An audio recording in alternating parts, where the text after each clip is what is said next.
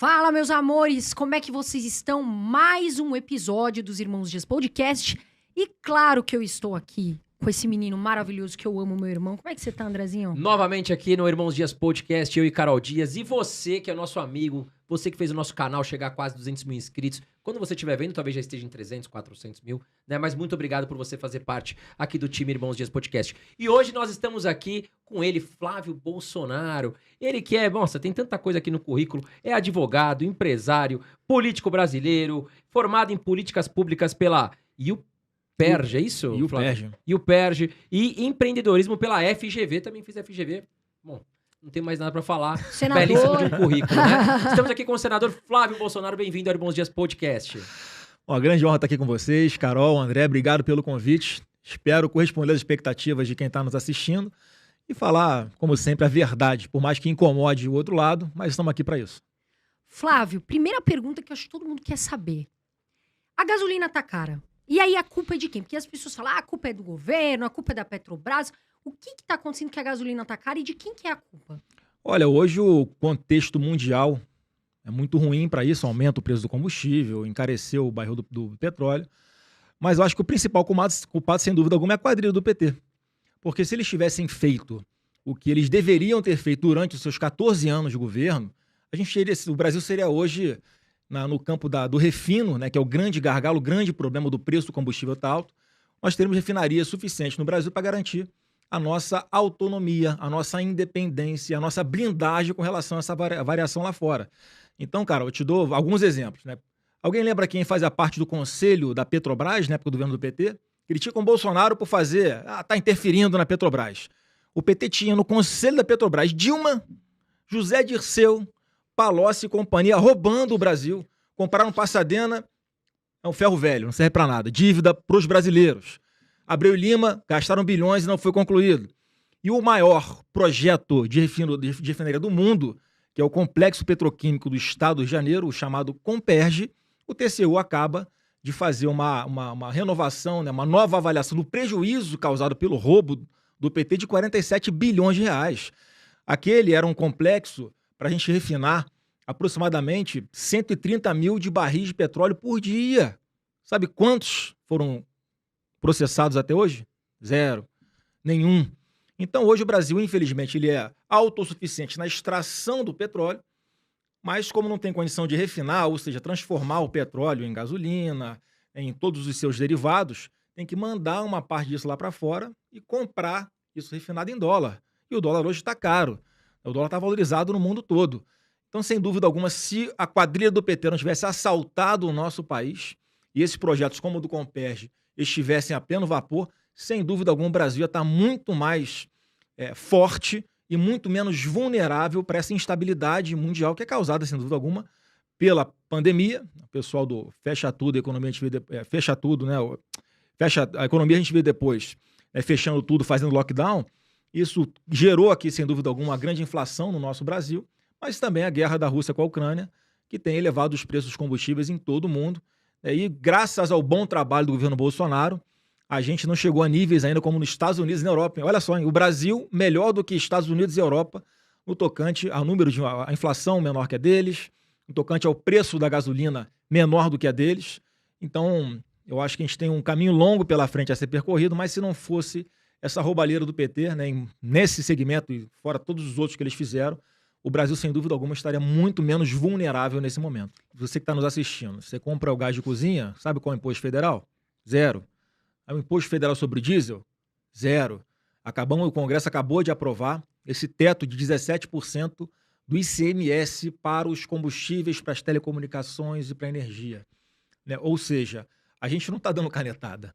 Nós estamos reduzindo o imposto. Quando vocês viram no Brasil, bem mais novos do que eu, estou com 41, mas eu não lembro de ter visto nenhum governo baixando imposto em área nenhuma. Coisa muito rara. E isso é uma política que norteia o governo Bolsonaro. E, óbvio, para o passo seguinte é o Congresso aprovar uma outra PEC, autorizando a União, né, o governo Bolsonaro, esses 17% que incidiria sobre os combustíveis, esses 7% o governo vai bancar. Então vai ficar zero de ICMS na ponta da linha, na bomba para quem vai abastecer o carro, para quem vai abastecer o seu caminhão. Então o governo pode chegar nesse ponto, Carol, por quê? Nós fizemos dever de casa. O governo enxugou despesa, o governo não aparelhou a máquina pública com o intuito de roubar, como fez o PT. Tem ministros que são competentes. Então, a gente tem como explicar, por exemplo, o mercado de onde vai vir o dinheiro. Ano passado, a arrecadação nossa foi 300 bi acima do que estava previsto, sem aumentar imposto, mais uma vez, reduzindo os impostos. Quer dizer, foi todo esse trabalho de digitalização, de enxugamento da máquina pública, de dar transparência para as coisas, que permitiu que nós tivéssemos esses recursos que salvaram o Brasil durante a pandemia. Se não fosse o Auxílio Brasil, o auxílio emergencial na época de R$600, se não fosse o Auxílio Brasil agora, se não fosse o governo Bolsonaro dando dinheiro para os estados para que as unidades hospitalares não virassem um caos. Quer dizer, o Brasil era para a grande imprensa aqui no Brasil tá aplaudindo, comemorando junto que o Brasil está melhor que os outros países. Mas parece que estão com saudade da quadrilha voltar a assaltar o nosso país. Inclusive, acho que a gente saiu na frente dos Estados Unidos aí se antecipando a alta dos juros, né? Acho que eles dormiram por lá, a gente vai falar sobre isso. Agora, Flávio, essas recentes demissões dos presidentes da Petrobras, como você enxerga isso para as pessoas que estão assistindo a gente? Acho que nós estamos no 4º presidente da Petrobras, me corrija se eu estiver enganado, dentro do governo Bolsonaro. Como você enxerga isso, Flávio? Por que está ocorrendo tantas trocas dos presidentes da Petrobras? Bom, André, por uma questão muito simples. Primeiro que o governo federal, a União, é a maior acionista da Petrobras. Então, em tese, ela detém o controle e ela está sendo alijada das tomadas de decisão da Petrobras, da distribuição dos dividendos. Eu sei que tem muita gente que investe em bolsa, que compra a ação da Petrobras, né, para ter o seu retorno, a distribuição dos dividendos, enfim, o lucro com a variação positiva do valor da ação. Só que a Petrobras tem na Constituição uma função social, André. Ela não é uma empresa privada. Eu gostaria que fosse, mas ela tem que ser privatizada no momento em que houver concorrência também. Senão não adianta. Você vai ter um monopólio, por exemplo, no refino de uma empresa privada, aí sim que vão botar o preço que quiserem, que se exploda o mundo. Mas a Petrobras, pelo menos os conselheiros da Petrobras, e isso, com a mudança de presidente, deve acontecer novamente, essa mudança, eles têm que ter esse senso de responsabilidade que eles podem acabar tocando fogo no Brasil. Então, quais são os grandes problemas? Você me perguntou, Carol. Óbvio, tem a crise mundial, a questão que está ao alcance do governo federal, do Congresso, estamos fazendo, reduzindo a carga tributária, e a outra parte é esse PPI, né, que para quem não conhece, é aquele programa de equiparação do preço que a gente paga aqui ao valor internacional do petróleo. Isso, sem dúvida alguma, tem que ter ou uma nova fórmula de cálculo, ou então que esses dividendos da Petrobras, que correu atrás, fez o dever de casa, uma empresa que é austera, para pagar a dívida que o PT deixou, dívida de quase 900 bilhões de reais, com todos esses prejuízos que eles deram. A Petrobras teve que correr atrás, condenações nos Estados Unidos, né, delatores devolvendo dinheiro daquele grande esquema de corrupção que existia aqui no Brasil durante o governo Lula, delatores dizendo que o Lula sabia, que todo mundo sabia no governo, que os parlamentares do PT sabiam. Então a Petrobras está pagando o preço até hoje. A Petrobras não, né? Nós, contribuintes, estamos pagando o preço até hoje.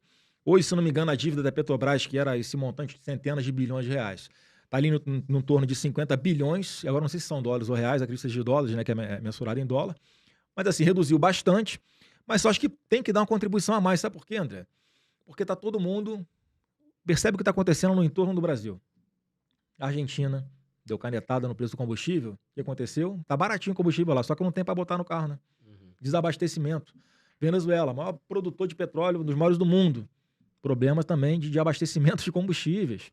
O Chile está indo por um caminho parecido. A Colômbia acabou de eleger um presidente de esquerda em função das abstenções, principalmente. Então, aquelas pessoas que eu não gosto do Bolsonaro porque ele é grosso. Eu também não gosto do Lula porque ele é ladrão. Não vou votar. 44% de abstenção. Elegeram um cara que era ligado às forças de narcotraficantes da Colômbia, das Farc. Falou hoje, né? Que no discurso de posse dele fala que vai soltar os presos. Quer dizer, a Petrobras tem que ter essa responsabilidade social com o Brasil, porque já tem greve de caminhoneiro, né, tendo ameaça de acontecer. Vai esperar o quê? Os caminhoneiros botarem os caminhões na frente da Petrobras lá, ninguém entra, ninguém sai, enquanto vocês não melhorarem o preço, não baixarem o preço dos combustíveis? Vai precisar chegar nesse ponto drástico? Ou será que é possível que um conselho composto de pessoas com bom senso garantam o saneamento da empresa, garantam a distribuição dos dividendos, mas também garantam que o Brasil não entre num caos? Então, assim, não é uma conta difícil de você entender. É óbvio que, então, quando o presidente Bolsonaro vai para a televisão, vai para a rede social, né, e reclama, coxa e marimbondo com a Petrobras, porque ele sabe que tem margem de gordura ali que dá para ser usada nesse momento de guerra que o Brasil está vivendo, que o mundo está vivendo. Então, acredito que com essa mudança do presidente da Petrobras, um novo conselho, né, se for essa linha que seja composto por pessoas que pensem com essa responsabilidade para com o Brasil. Agora, Flávio, como acabar com o monopólio da Petrobras? É concorrência, não tem outra explicação. Nós estamos tentando fazer, né, por intermédio do Ministério da Economia, já começamos a fracionar a Petrobras, fazendo as concessões em alguns setores, e não vejo outro jeito agora. Para o investidor vir para cá, né, para ver uma concorrência maior, ele tem que ter o quê? Tem que ter segurança jurídica. Tem que ter uma certeza de que ele vai botar o dinheiro dele aqui, e daqui a 5, 10, 15 anos, ele vai estar lucrando com aquele investimento. Então, o governo não tem que ser um empecilho para isso, tem que ser um facilitador. E é isso, é essa cartilha que o governo vem seguindo. Né? Nenhum outro governo anterior teve coragem de falar tão abertamente de privatização de Petrobras. É um caminho que, para mim, é sem volta, tem que acontecer. E em paralelo a isso, tem que haver, sim, essa abertura do mercado com segurança jurídica para que os investidores venham aqui, saibam quais são as regras, né? Saibam que as regras não vão mudar e que o investimento que ele está fazendo ele vai ter um retorno disso. Porque eu dou um outro exemplo do ex-presidiário. Vocês lembram daquela refinaria foi na Bolívia? Os caras botaram os militares lá dentro da refinaria brasileira, da Petrobras. O que o Lula falou? Não, olha, pode ficar com a refinaria, na verdade nós já temos muitos recursos aqui, então a refinaria é de você. Que tomaram a refinaria, mais uma refinaria brasileira, que podia estar ajudando hoje na redução do preço do combustível.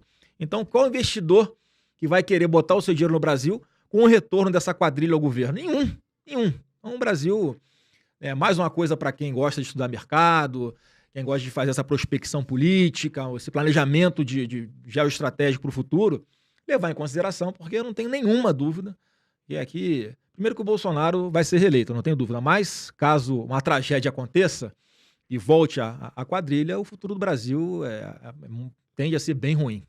Ô Flávio, eu até queria te perguntar, você falou de tragédia, sobre Manaus. Ontem, eu acredito que foi ontem, no final de semana, teve um incidente de um rapaz com uma faca. Você acha que isso pode ser, e aí ele foi retirado, isso pode ser... Como é que vocês lidam com isso? Porque, querendo ou não, o presidente está sempre na rua, você também... Você acha que isso pode ter sido armado novamente? Olha, Carol, eu tenho para mim que isso é uma coisa que pode acontecer sim a qualquer momento. Essa não é a primeira vez, né? Praticamente em todos os... Vamos falar em todos. Praticamente em todos os eventos externos que o presidente faz, a segurança dele está muito antenada nisso tudo. Tem uma varredura anterior, uma varredura durante... Você percebe que ele não pode mais fazer aquilo que ele gostava, de ficar no meio da galera, de subir no ombro de alguém, de um apoiador, né? E estar lá no meio do povo, que ele adora fazer isso. Agora tem que botar umas grades para separar o público dele. Quer dizer, é uma coisa que ele vai ser obrigado a conviver. Então, eu não tenho dúvida de que lá atrás o Adélio tentou matar o meu pai com a facada, porque já sabiam, né, que ele estava eleito presidente da República, então o jeito que tinha de tentar impedir que ele fosse eleito era matar ele. E até hoje está lá, né? O cara sem abrir o bico, sem dizer quem é que pagou por tudo, né? Todas as despesas dele para ele fazer esse tour pelo Brasil, mapeando os passos do presidente Bolsonaro antes de cometer aquele atentado. Então acho que é uma coisa que é possível de acontecer, mas óbvio que a gente tem uma segurança que é uma expertise muito grande nisso tudo, tem todo um mapeamento anterior, levantamento de um monte de coisa, e a chance obviamente existe, mas é menor em função desse aparato todo, né?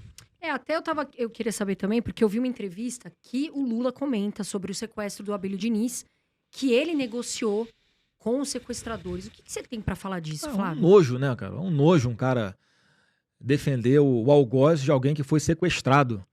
Eu, graças a Deus, nunca passei por uma experiência dessa na minha vida, mas eu imagino que quem passou, como o Abílio Diniz passou, que a família dele passou, deve ter ficado indignado com um negócio desse. Como é que um cara vai fazer uma interferência política para soltar alguém que comete um crime hediondo como esse? Mas essa é a cara do PT, essa é a cara do Lula.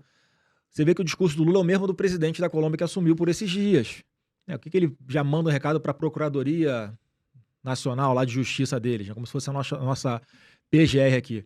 Vamos soltar os coitadinhos dos jovens, né, que estão presos porque só queriam um amor. Tá de brincadeira. O cara cometeu um crime, paga por aquilo. Então, assim, esse discurso é muito ruim.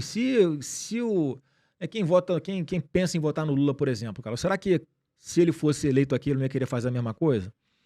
Dar uma canetada e dar indulto, dar graça, dar anistia para um monte de bandido que é perigoso? Será que se o Lula eleito não vai querer anistiar o Adélio Bispo, soltar o Adélio Bispo como um sinal de que ele defende bandido mesmo, independente de tentar não matar um candidato à presidência da República, não importa, era o Bolsonaro, então eu vou te soltar?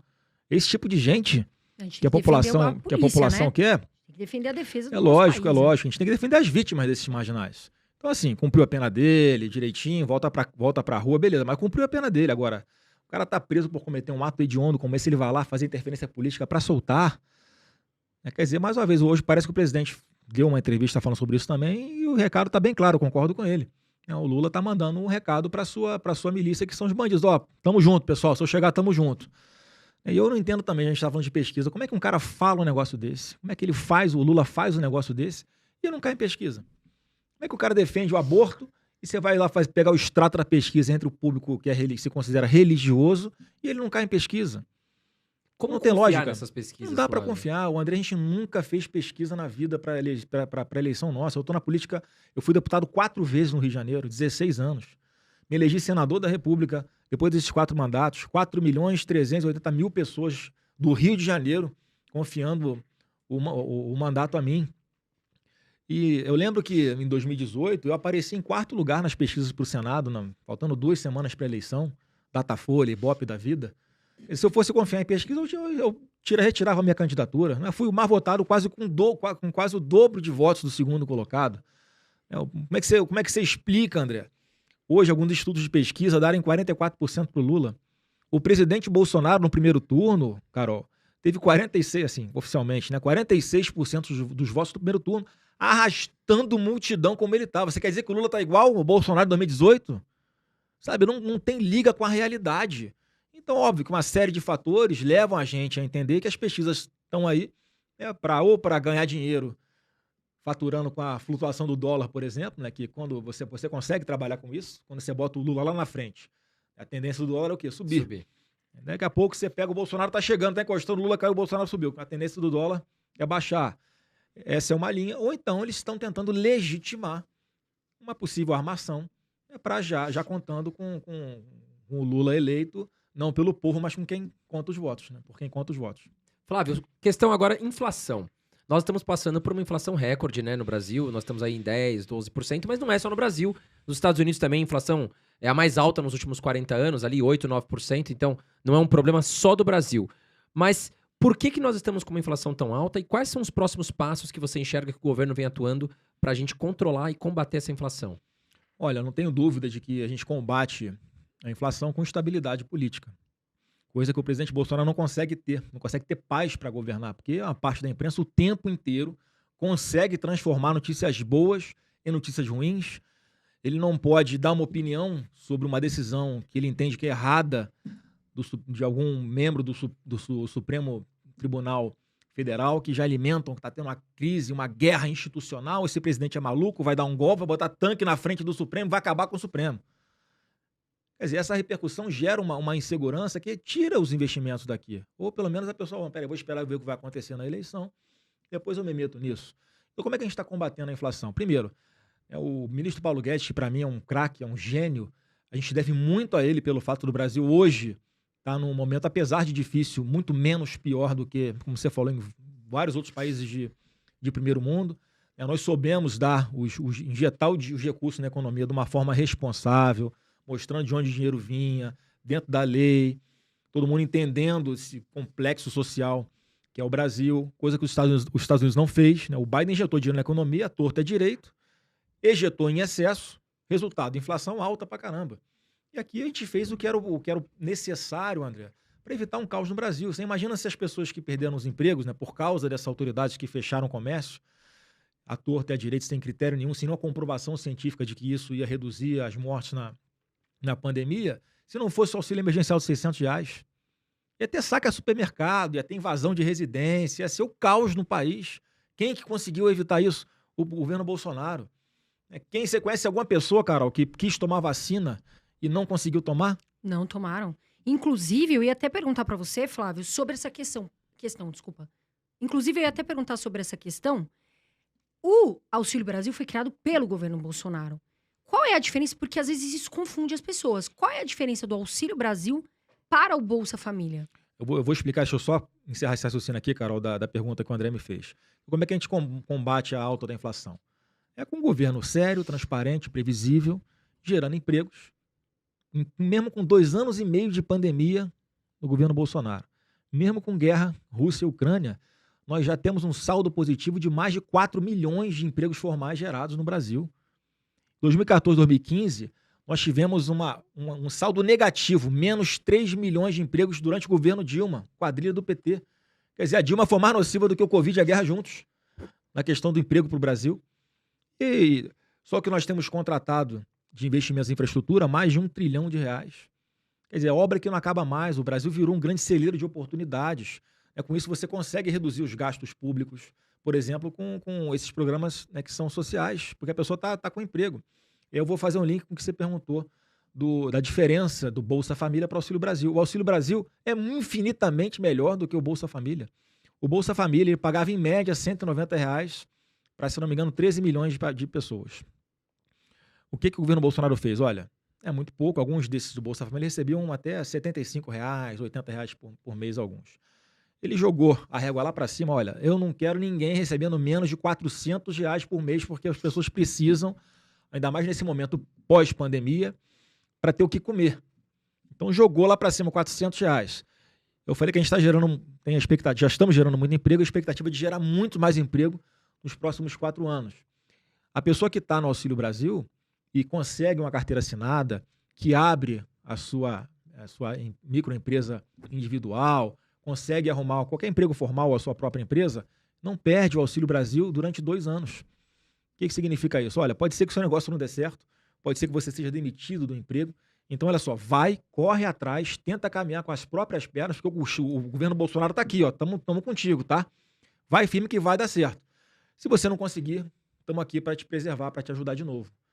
Então, eu acho que isso é um dos grandes diferenciais, né? O Bolsonaro tem algo contra as mulheres. Pô, como é que o cara que tem algo contra as mulheres, Carol, paga em dobro o Auxílio Brasil, R$800 para a mãe que é solteira? Eu vi também sobre um projeto, né, de mulheres que você tem um programa fantástico que eu sou um grande fã da Daniela Marques, que é a nossa secretária nacional dessa parte de desburocratização, e ela chegou com a sua força de vontade, com a sua inteligência, criou esse programa Brasil para Elas.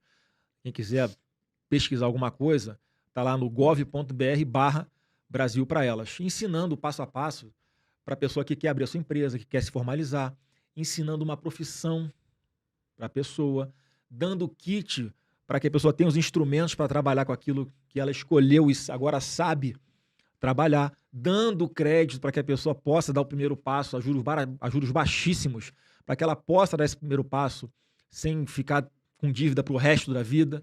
É um programa fantástico que tem o potencial de alcançar cerca de 30 milhões de mulheres empreendedoras em todo o Brasil. Então essa que é a nossa política, é de fazer com que as pessoas não precisem mais depender do governo. Se precisar, o governo está aqui. Mas corre atrás, caminha com as próprias pernas, você vai ganhar muito mais do que os R$400, R$800 do auxílio. Você vai ter dignidade, você vai poder escolher o que você vai comprar para o seu filho de presente, você vai escolher o que você vai botar na sua mesa para comer.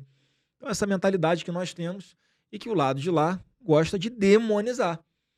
Gosta de sempre fazer fake news, falar contra. Olha, se eu for presidente, eu vou botar auxílio, eu vou voltar com o Bolsa Família de R$1.000. Vai tirar dinheiro de onde, para começar? Quebrar a Petrobras de novo, né? Vai assaltar o quê para poder bancar isso? Vai fazer igual a Venezuela? Igual a Argentina está fazendo, mandando rodar dinheiro na Casa da Moeda? Quer dizer, olha o resultado real que pode acontecer disso, Carol.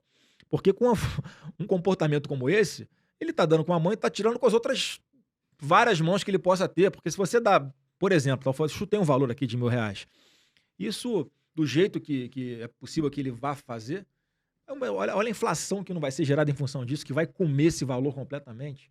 Olha a instabilidade política. Olha afastando os investidores. Olha dificultando a geração de empregos. Sabe? Então, assim, a mentalidade do governo Bolsonaro é essa, né? De dar dignidade para as pessoas, de valorizar as pessoas, de gerar um ambiente de negócios que sirva para que os investidores estrangeiros e os nacionais tenham a capacidade de empreender aqui. Flávio, agora falando sobre os artistas, cantores, a gente vê que boa parte aí dos artistas batem muito no governo de vocês, né? Atual. E o que você pensa sobre isso? Inclusive até a imprensa, a gente acompanha, a gente vê que a imprensa costuma bater muito, né? Principalmente na figura do presidente Pablo Jair Vittar, Bolsonaro. né? Mas a gente viu vários artistas, cantores e tal, atores até de rede de televisão, que sempre estão ali batendo, levantando em eventos a bandeira do Lula. Por que você acha que isso acontece, Flávio? Olha, eu acho que é uma raiva que eles têm de Bolsonaro sem saber que é um Bolsonaro para começar. Eles criam no imaginário deles um Bolsonaro que é um monstro que quem tem a oportunidade de conhecer, se tiver a oportunidade de conhecer, sabe que ele não é, que ele é um cara sensível, que ele é um cara correto, que ele é um cara honesto, que ele é um cara patriota pra caramba. Então eu imagino, André, que essa raiva venha dos valores que nós defendemos, que são mais conservadores, né? Que é uma parte desses artistas mais famosos não concordam. Tudo bem, cara. Pô, cada um faz o que quiser da sua vida, cada um faz o que quiser entre quatro paredes. Agora, não pode ser uma política de Estado, nem de governo, você incentivar a criança a falar de sexo com 6, 7 anos de idade no colégio. Essa sempre foi a nossa briga. Eu tenho 2 filhas, uma de 10 e uma de 8. Não estou na idade de falar disso ainda. Ainda mais por influência do professor maldoso. Eu não quero, no colégio que ela estuda, que vire moda ela ficar beijando a boca nem de menino e nem de menina. Tudo na vida tem um momento de acontecer.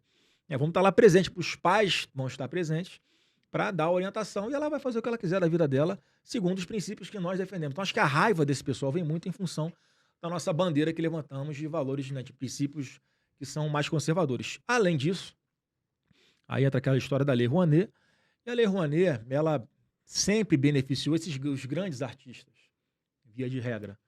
Então era dinheiro fácil, que não tinha prestação de contas. Então todo mundo, né, eu vou fazer um show aqui na praia de Copacabana, vou pegar um financiamento aqui da Rouanet, não tô nem aí pra bilheteria, se vai dar certo, se o show é bom, se o show é ruim, eu falo o que eu quiser, e não presto conta do que foi feito com esse dinheiro. Esse pessoal de Lei Rouanet, esses artistas, eu acho que tem raiva do presidente também em função disso. Agora, tem um outro lado, que eu acho que são aqueles artistas que não têm visibilidade, não têm espaço na grande mídia, que não são contra Bolsonaro. Só para você ter uma ideia, a Lei Aldir Blanc, né, que foi aprovada pelo Congresso Nacional, nós pagamos, sabe, uma bolsa, um auxílio para essas pessoas que vivem da cultura, que vivem dos eventos. Atingimos mais de 850 mil pessoas, André, recebendo os recursos via essa Lei Aldir Blanc. Então, esses mais de 850 mil brasileiros que perderam a fonte de renda por causa do fecha-tudo de algumas autoridades aqui no Brasil, é aquele cara, né, que trabalha em circo, é aquele cara que trabalha numa produtora de filme, é aquele cara que vende alguma coisa com algum comércio, que faz alguma atividade cultural no sinal de trânsito, na praia, numa estação de metrô. Esses caras foram atendidos pelo governo. Nunca nenhum governo tinha dado R$1 para essas pessoas. Agora, eles não têm voz. Eu tenho certeza que se eles, né, pensarem, refletirem um pouquinho, eles vão lembrar que o único presidente na história que deu algum recurso para esse pessoal que era esquecido, que era invisível, que nunca teve acesso à Lei Rouanet, foi o presidente Bolsonaro. Então, acho que é mais uma coisa que a gente tem que mostrar, a gente vai ter oportunidade de fazer isso até a campanha e durante a campanha, que eu tenho certeza que muitos, né, vão virar a chave, vão dar o braço a torcer e vão entender que o melhor para o país é o Bolsonaro.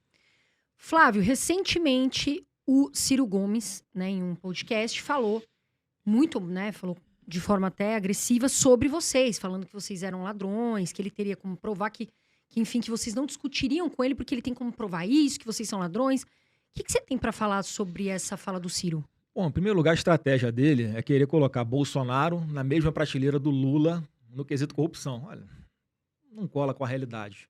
Não dá para querer comparar. As coisas que acusam o Bolsonaro de supostamente fazer, como, por exemplo, comprar vacina superfaturada durante a pandemia, que foi o caso da Covaxin, aquele... Nem chegou essa aquele vacina, lixo, né? Aquele lixo daquela CPI do Senado, tentou induzir a população em erro, nunca foi comprada. Não foi gasto R$1 de dinheiro público. E quando o governo identifica alguma coisa que possa cheirar a corrupção, ele imediatamente toma providência, suspende o processo, enfim, ele toma as providências para que não aconteça. Agora o Lula saqueou, só a Petrobras já foram recuperados mais de R$6 bilhões de delatores que devolveram dinheiro, Carol. Como é que não teve corrupção e o cara tá devolvendo dinheiro para a União? Por quê? O dinheiro não era dele. E vários falam lá que o Lula sabia que o Lula era o chefe da quadrilha, não sou eu que estou dizendo. Então, quando o Ciro Gomes tenta igualar, né, o Bolsonaro a isso, me acusando de comprar uma casa, que eu sou ladrão, Primeira coisa, ele está mentindo, está redondamente enganado. Ele vai responder civil e criminalmente. Vai daqui a pouco, seu Ciro Gomes, está chegando um oficial de justiça na sua casa para você provar. Prova que eu não comprei aquela casa com dinheiro lícito, que é dinheiro do meu trabalho. Eu trabalho há mais de 20 anos. Nunca precisei pisar em ninguém para crescer na política. Dinheiro lícito. Meu patrimônio compatível com a minha realidade. E agora, o Ciro Gomes vai, sem dúvida alguma, vai me ajudar a pagar minha casa, né? Porque certamente esse dinheirinho que ele vai ter que pagar de indenização, né, por ter me atacado com calúnias, né, por ter tentado me difamar, eu vou usar para pagar essa casa. Então, Ciro, muito obrigado. Aí o dinheiro da indenização que você vai pagar para mim, por estar mentindo, me acusado de algo que eu não fiz, vai servir para pagar minha casa. Infelizmente, metade daquela casa não é do banco, né? Que eu faço como milhões de brasileiros que pegam financiamento imobiliário. Né? Hoje eu sou um devedor. Né? Eu vou trabalhar muito para conseguir. Tenho 35 anos para pagar o restante da minha casa. Quer dizer, então, ele vir e falar isso assim, solto, pensando mais ou menos em fazer palanque eleitoral disso, ele vai pagar, né, do bolso e as consequências também públicas disso. E óbvio que você pega o Lula que faz uma festa de arromba de casamento, né, que vinho caro, né, enfim, gastou uma fortuna naquele casamento, a imprensa não pega tão pesado com ele. Né? Mas de onde vem esse dinheiro? Quem pagou essa festa? O Lula, que eu saiba, sempre foi sindicalista, né? Qual outra profissão que ele exerceu? A não ser presidente da República também. Então, assim, se as autoridades policiais não estão vendo nada de errado, não sei o que vou ver. Agora, que é muito estranho e não é compatível com o que a gente sabe da vida profissional do Lula. Flávio, você já fez algumas declarações sobre a liberação de armas, né? O que você pensa? Poderia ajudar a questão sobre a liberação das armas? O que você pensa? Por que você defende esse projeto? André, essa é uma pauta que para nós é muito cara, que fala de liberdade, que fala de soberania nacional. Eu lembro que lá em 2005, quando teve aquele referendo, né, sobre desarmamento, nós da família Bolsonaro éramos praticamente os únicos que abertamente defendíamos o direito do cidadão de ter acesso a uma arma de fogo para a sua legítima defesa, da sua família, da sua propriedade. E esse é um direito inegociável para nós, é o direito à vida, ao contrário do que nos acusam. Ter uma arma de fogo legal dentro de casa pode garantir a sua vida. Se chega alguém armado ilegalmente na sua casa, Carol, para fazer uma maldade com você, fazer uma maldade com alguém da sua família, para roubar os seus bens, para tomar a sua propriedade, você chama a polícia. Muitas vezes a polícia não consegue estar em todos os lugares ao mesmo tempo. Pode ser que a demora da polícia de chegar na sua casa, uma arma ajude a resolver o seu problema. Dá uns 2 tiros pro alto, depois dá um no joelho, e se o cara continuar, você dá onde tem que dar. Porque você não sabe se o cara tá vindo para tirar a sua vida também, para cometer uma maldade contra você. E além disso, vocês viram o que o presidente da Ucrânia fez? Logo que começou a guerra com a Rússia, não? Não cheguei a ver. Havia tido uma política de desarmamento na Ucrânia. Primeira coisa que o presidente faz quando começa a guerra é dar porte de arma para os cidadãos. Ah, foi verdade, Sim. verdade. Ele distribuiu arma para a população da Ucrânia. Para quê? Para defender a soberania. No caso de um ataque externo. Mas pode ser também de um ataque interno, de um golpe interno. Então, normalmente, as ditaduras de esquerda, elas desarmam a população. Para quê? Para diminuir a resistência caso eles queiram implantar um regime totalitário. Então, o presidente Bolsonaro é o contrário deles. Olha, eu confio tanto na população, confio tanto que não vai ter golpe durante a minha gestão, que eu quero dar uma arma para você. Porque se eu fizer alguma coisa, você vai ser o primeiro a empunhar arma contra o governo autoritário. Quer dizer, então, óbvio que a realidade mostra que a arma de fogo, além de salvar vidas, e salva a vida, por exemplo, de muitos desarmamentistas, políticos que são a favor do desarmamento, mas que andam com segurança altamente armada, com fuzil para tudo quanto é lado. Quer dizer, a vida dele é mais importante do que a vida de quem está nos assistindo? Não é. Ou não deveria ser. Então, é uma política que nós apoiamos e sabemos que é o lado certo. E, coincidência ou não, os índices, a taxa de homicídio cometido com arma de fogo está caindo no Brasil. Em 2020 foi recorde, queda de 17% em 2020. Se nós tivéssemos uma política de desarmamento, será que o resultado seria o mesmo? Acredito que não. Flávio, eu queria que você falasse um pouco do depoimento do Lula, onde ele fala que uma pessoa que roubou um celular, um bandido de celular não tem que estar na cadeia, que ele roubou porque tá passando fome, tá precisando de dinheiro. O que você tem para falar sobre isso? Olha, é o Lula sendo Lula, né? Falando a verdade, que ele defende bandido mesmo, abertamente. Eu tô aqui, ó, o Lula defende bandido, então vota nele quem quer. Quem quer ter um presidente que defende esse tipo de coisa, vai ser feliz. Eu não quero, eu sei que não é o melhor para o nosso país. Agora, é crime, tá na lei. Se ele acha que é uma injustiça, quem tem que mudar essa lei é o Congresso Nacional. Não é o presidente da República. Ele vai virar ditador, por acaso, para, na canetada, mudar a lei? Ali agora é ele, vai passar a ser ele? É óbvio que eu tenho uma ojeriza ao Lula, por causa dessas bandeiras que ele defende. Eu acho que o bandido, né, que cometeu algum ato tem que pagar por aquilo, a gente tem que dar um voto de confiança para ele tentar se recuperar sim. Eu sou advogado, então eu estagiei quase um ano na Defensoria Pública no Rio de Janeiro, e a gente prestava serviço no sistema penitenciário. Eu ia para Bangu 2 para dar atendimento para os presos de alta periculosidade lá. É um estado presente, mas eu testemunhava lá, Carol, que o maior trabalho de maior trabalho de ressocialização que existe não é o Estado que faz, são as igrejas. A igreja dentro de presídio é que transforma as vidas, porque as pessoas que não têm mais nada a se apegar, quando recebem aquela palavra de Deus, têm a fé para se apegar, passam a temer aquilo, passam a respeitar aquilo. Então é uma grande taxa de ressocialização quando a igreja entra no circuito. Então não estou demonizando quem está preso. O cara está lá, está preso, está pagando pelos crimes que ele cometeu. A gente tem que pensar nas vítimas daquele cara que está preso. Agora, falar em soltar um cara, né, porque é um coitado, só porque não teve oportunidade, mano, não. Nos lugares mais pobres está cheio de gente honesta, trabalhadora, que não precisou matar ninguém, não precisou matar alguém para roubar um celular e vender no mercado negro para ter o que comer. Então, nessas pessoas que nós temos que nos espelhar, aquelas que conseguem caminhar com as próprias pernas, mesmo com todas as dificuldades. E aquelas pessoas que estão no mesmo estrato social não pode justificar que vão cometer crime porque são pobres. É o que o Lula faz, ele tenta, um discurso demagogo, fazer essa divisão de classe, botar pobre contra rico, como se o problema, né, a culpa de alguém ser pobre a culpa seja de alguém que é rico, não tem nada a ver. Na verdade, quem tem dinheiro normalmente é quem gera o emprego para as pessoas mais pobres terem uma oportunidade e não depender do governo. Então, assim, eu tenho ojeriza e eu confio muito na inteligência da população, que vai saber pesar muito bem isso na hora de saber qual futuro que é para o país. Flávio, em 2019, nós tínhamos 3 pilares ali como ministros, né? Vamos falar de 3. O Paulo Guedes, que você falou que acha um cara excepcional, que nós também achamos, a gente é muito fã do Paulo Guedes. Tinha o ministro da Justiça, que era o Sérgio Moro, e nós tínhamos o Mandetta, né, na saúde. Você já deu sua opinião sobre o Paulo Guedes. Qual a sua opinião sobre o Mandetta e o Sérgio Moro? O Mandetta, ele virou aquele ministro mariposa, sabe? Que não pode ver uma luz, que ele já vai para cima da luz para dar entrevista, para querer aparecer. E sem fundamento científico nenhum, ele começava a fazer as coisas da cabeça dele. Até levava informações erradas para grandes autoridades, né, como no Supremo Tribunal Federal, que acabaram influenciando esse ministro a tomar a decisão de tirar a força do governo federal na hora de tomadas de decisões com relação à pandemia. Então, eu lamento muito que ele tenha escolhido esse lado, né? Pensou mais no ego dele do que em dar oportunidade, naquele momento, a gente tentar coisas, né, já que era uma doença desconhecida, a gente tentar coisas que pudessem dar certo. E rapidamente entrou em choque com o presidente da República, que é o chefe dele. Então, nada mais natural de que alguém que está desrespeitando o seu superior hierárquico seja mandado embora. Aí o Moro foi uma grande decepção para todo mundo. Porque eu acho que ele foi muito hipócrita, sabe, André? Ele não tinha nem que ter aceitado o convite do Bolsonaro para ser ministro dele. Se ele pensava tão diferente do Bolsonaro desde o começo.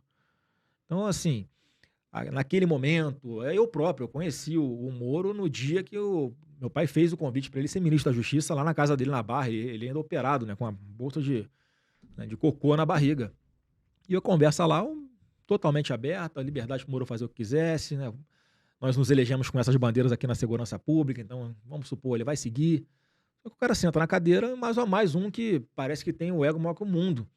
Então, coisas simples ali, ele já criava dificuldade, como, por exemplo, a gente tinha informações de que alguns delegados da Polícia Federal que trabalhavam na parte de autorização de posse e porte de arma estavam negando as coisas lá, os pedidos que estavam fundamentados dentro da lei, para o cidadão ordeiro, cidadão de bem, que entrava pedindo na Polícia Federal, tá indeferido porque tá indeferido, não tem direito não, mas o cara tinha direito.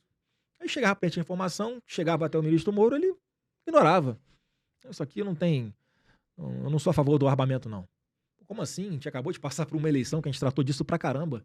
Como é que o ministro não vai seguir um princípio, uma bandeira que é muito cara pro governo Bolsonaro? E uma série de outros problemas, botando pessoas em conselhos de direitos humanos, né, vinculados ao Ministério da Justiça, que eram ligados à esquerda, que eram ligados a direitos humanos, que postavam a hashtag ele não. Quer dizer, coisas simples ali que foram desgastando no dia a dia. E a gota d'água, sem dúvida alguma, foi a inércia do Moro com relação às barbaridades que algumas autoridades estaduais e municipais cometiam contra o cidadão trabalhador durante a Covid. Aquelas cenas lamentáveis de um guarda municipal prendendo um surfista que sai da água porque não estava usando máscara. Ou então uma mãe, como aconteceu com a esposa do deputado federal Luiz Lima, andando na praia de mão dada com a filha sem máscara, toma uma gravata da polícia, coloca no camburão e leva pra delegacia. As pessoas cobravam do Bolsonaro. Bolsonaro, você vai deixar isso acontecer? Aí o que o Bolsonaro fazia? Ô Moro, você que é o ministro da pasta, faz alguma coisa aí, edita algum decreto, se impõe, vai dar entrevista, vai se meter, faz alguma coisa. O cara não fazia nada. Então foi uma grande decepção e o jeito que ele saiu mostrou qual era o caráter dele, né? Ou seja, a falta de caráter. Atacando o governo, desdenhando da Carla Zambelli, né, que tinha convidado ele para ser padrinho de casamento dela, e ele desdenha, vaza a conversa da Carla, né, para a imprensa, expôs a Carla pra caramba. Quer dizer, um cara que não tá nem pra ninguém, ele pisa em quem ele tiver que pisar para atingir o objetivo dele. Ô Flávio, deixa eu te fazer uma pergunta. O Lula recentemente falou sobre a questão que ele acha que a classe média ostenta muito. O que você acha disso, dessa fala? Olha, ele faz uma fala hipócrita mais uma vez, né? No sítio de Atibaia dele tinha um monte de televisão, né? Coisas pessoais dele que foram encontradas lá, né? Tudo lá, mas dizer que o sítio não era dele. E quando ele fala que a classe média esbanja demais, uma televisão só na sala já basta, ele faz um discurso para tentar enganar as pessoas que são mais humildes, que muitas vezes não têm condição de ter mais de uma televisão em casa mesmo, e tenta fazer essa disputa de classe, como eu falei, jogar pobre contra quem tem dinheiro. Agora você imagina, né? Um governo de esquerda chegando aqui, vocês que têm um público que está muito interessado nas dicas que vocês dão de mercado financeiro. Aí você imagina o Lula, e outro discurso hipócrita que ele faz, de taxação de grandes fortunas. O que é uma grande fortuna? Quem tem mais de 5 mil na conta? Quem tem mais de 10 mil? Quem tem mais de 1 milhão? Então todo mundo que está nos assistindo, essa é uma bandeira declarada do Lula. E vai querer taxar as grandes fortunas, como se, né, os ricos fossem os responsáveis por alguém ser pobre, ou para o país estar passando por um momento difícil. Ele vai querer implementar aqui. O que vai acontecer? Como já aconteceu na França. Quem tem dinheiro, bota em outro país onde não há esse tipo de tributação. Com a consequência, não tem dinheiro aqui dentro do Brasil para a gente investir, para a gente empreender no nosso próprio país. Isso é tão óbvio, mas é um discurso fácil. Ele fala, o pobre está lá, tem dificuldade, o governo tenta ajudar, e o Lula está lá falando, olha, pobre, você está em situação difícil por causa do Bolsonaro. Se eu chegar, eu vou tirar dinheiro do rico e vou dar para você, tá? É uma hipocrisia, ele não vai fazer isso. Tem que passar pelo Congresso Nacional. Se passar, vai trazer essas consequências que eu falei, que são péssimas para o nosso país, que vão aumentar a pobreza. Mas assim, ele faz discurso, acho que ele faz pesquisa e vai dar entrevista conforme aquilo que a pesquisa mostra que ele tem que falar. Então não é um produto genuíno como é o Bolsonaro. O Bolsonaro você pode não gostar dele por um motivo ou outro e tal, mas você sabe que o pacote que você está levando para casa. O Lula, cansou de falar que é uma metamorfose ambulante, já provou que além de incompetente é ladrão. Então as cartas estão na mesa, cada um escolha para o lado que quer ir, né? Ô Flávio, outra coisa, o Lula também recentemente falou sobre a questão de mentir, né? Ele fala que já mentiu, ele mesmo fala que mentiu números, que já falou mal do Brasil. O que você acha disso? Porque é complicado um presidente, né, um ex-presidente ou o atual, falar mal do nosso próprio país, enfim, mentir números. É aquela coisa do achar que é malandro, né? E o Lula, na minha cabeça, Carol, ele parou um pouco no tempo. Ele não acompanhou essa evolução digital. Que hoje, quando ele mente, quando ele fala um negócio desse, em fração de poucos minutos, isso está viralizado na internet, alguém já buscou um vídeo lá de trás que contradiz o que ele está falando agora, pega ele no flagrante, na mentira. Acho que ele não está muito habituado com isso. Então ele deve errar muito ainda nessa linha. Eu espero que ele continue falando a verdade, mostrando quem ele é de verdade, essa pessoa nociva, essa pessoa rancorosa, raivosa. Esse Lula de 2022, que não tem nada a ver com aquele Lula de 2002, né, que as pessoas acreditaram, mas as pessoas acreditaram porque ele estava mentindo, não tinha sido pego na mentira ainda. Agora, em 2022, ele não consegue mais enganar ninguém. Se ele insiste com a mentira, se ele insiste em fazer esse tipo de hipocrisia, como eu falei, com o Google as pessoas conseguem descobrir se ele está falando a verdade ou não. Quer dizer, ele vai cair em descrédito a cada dia.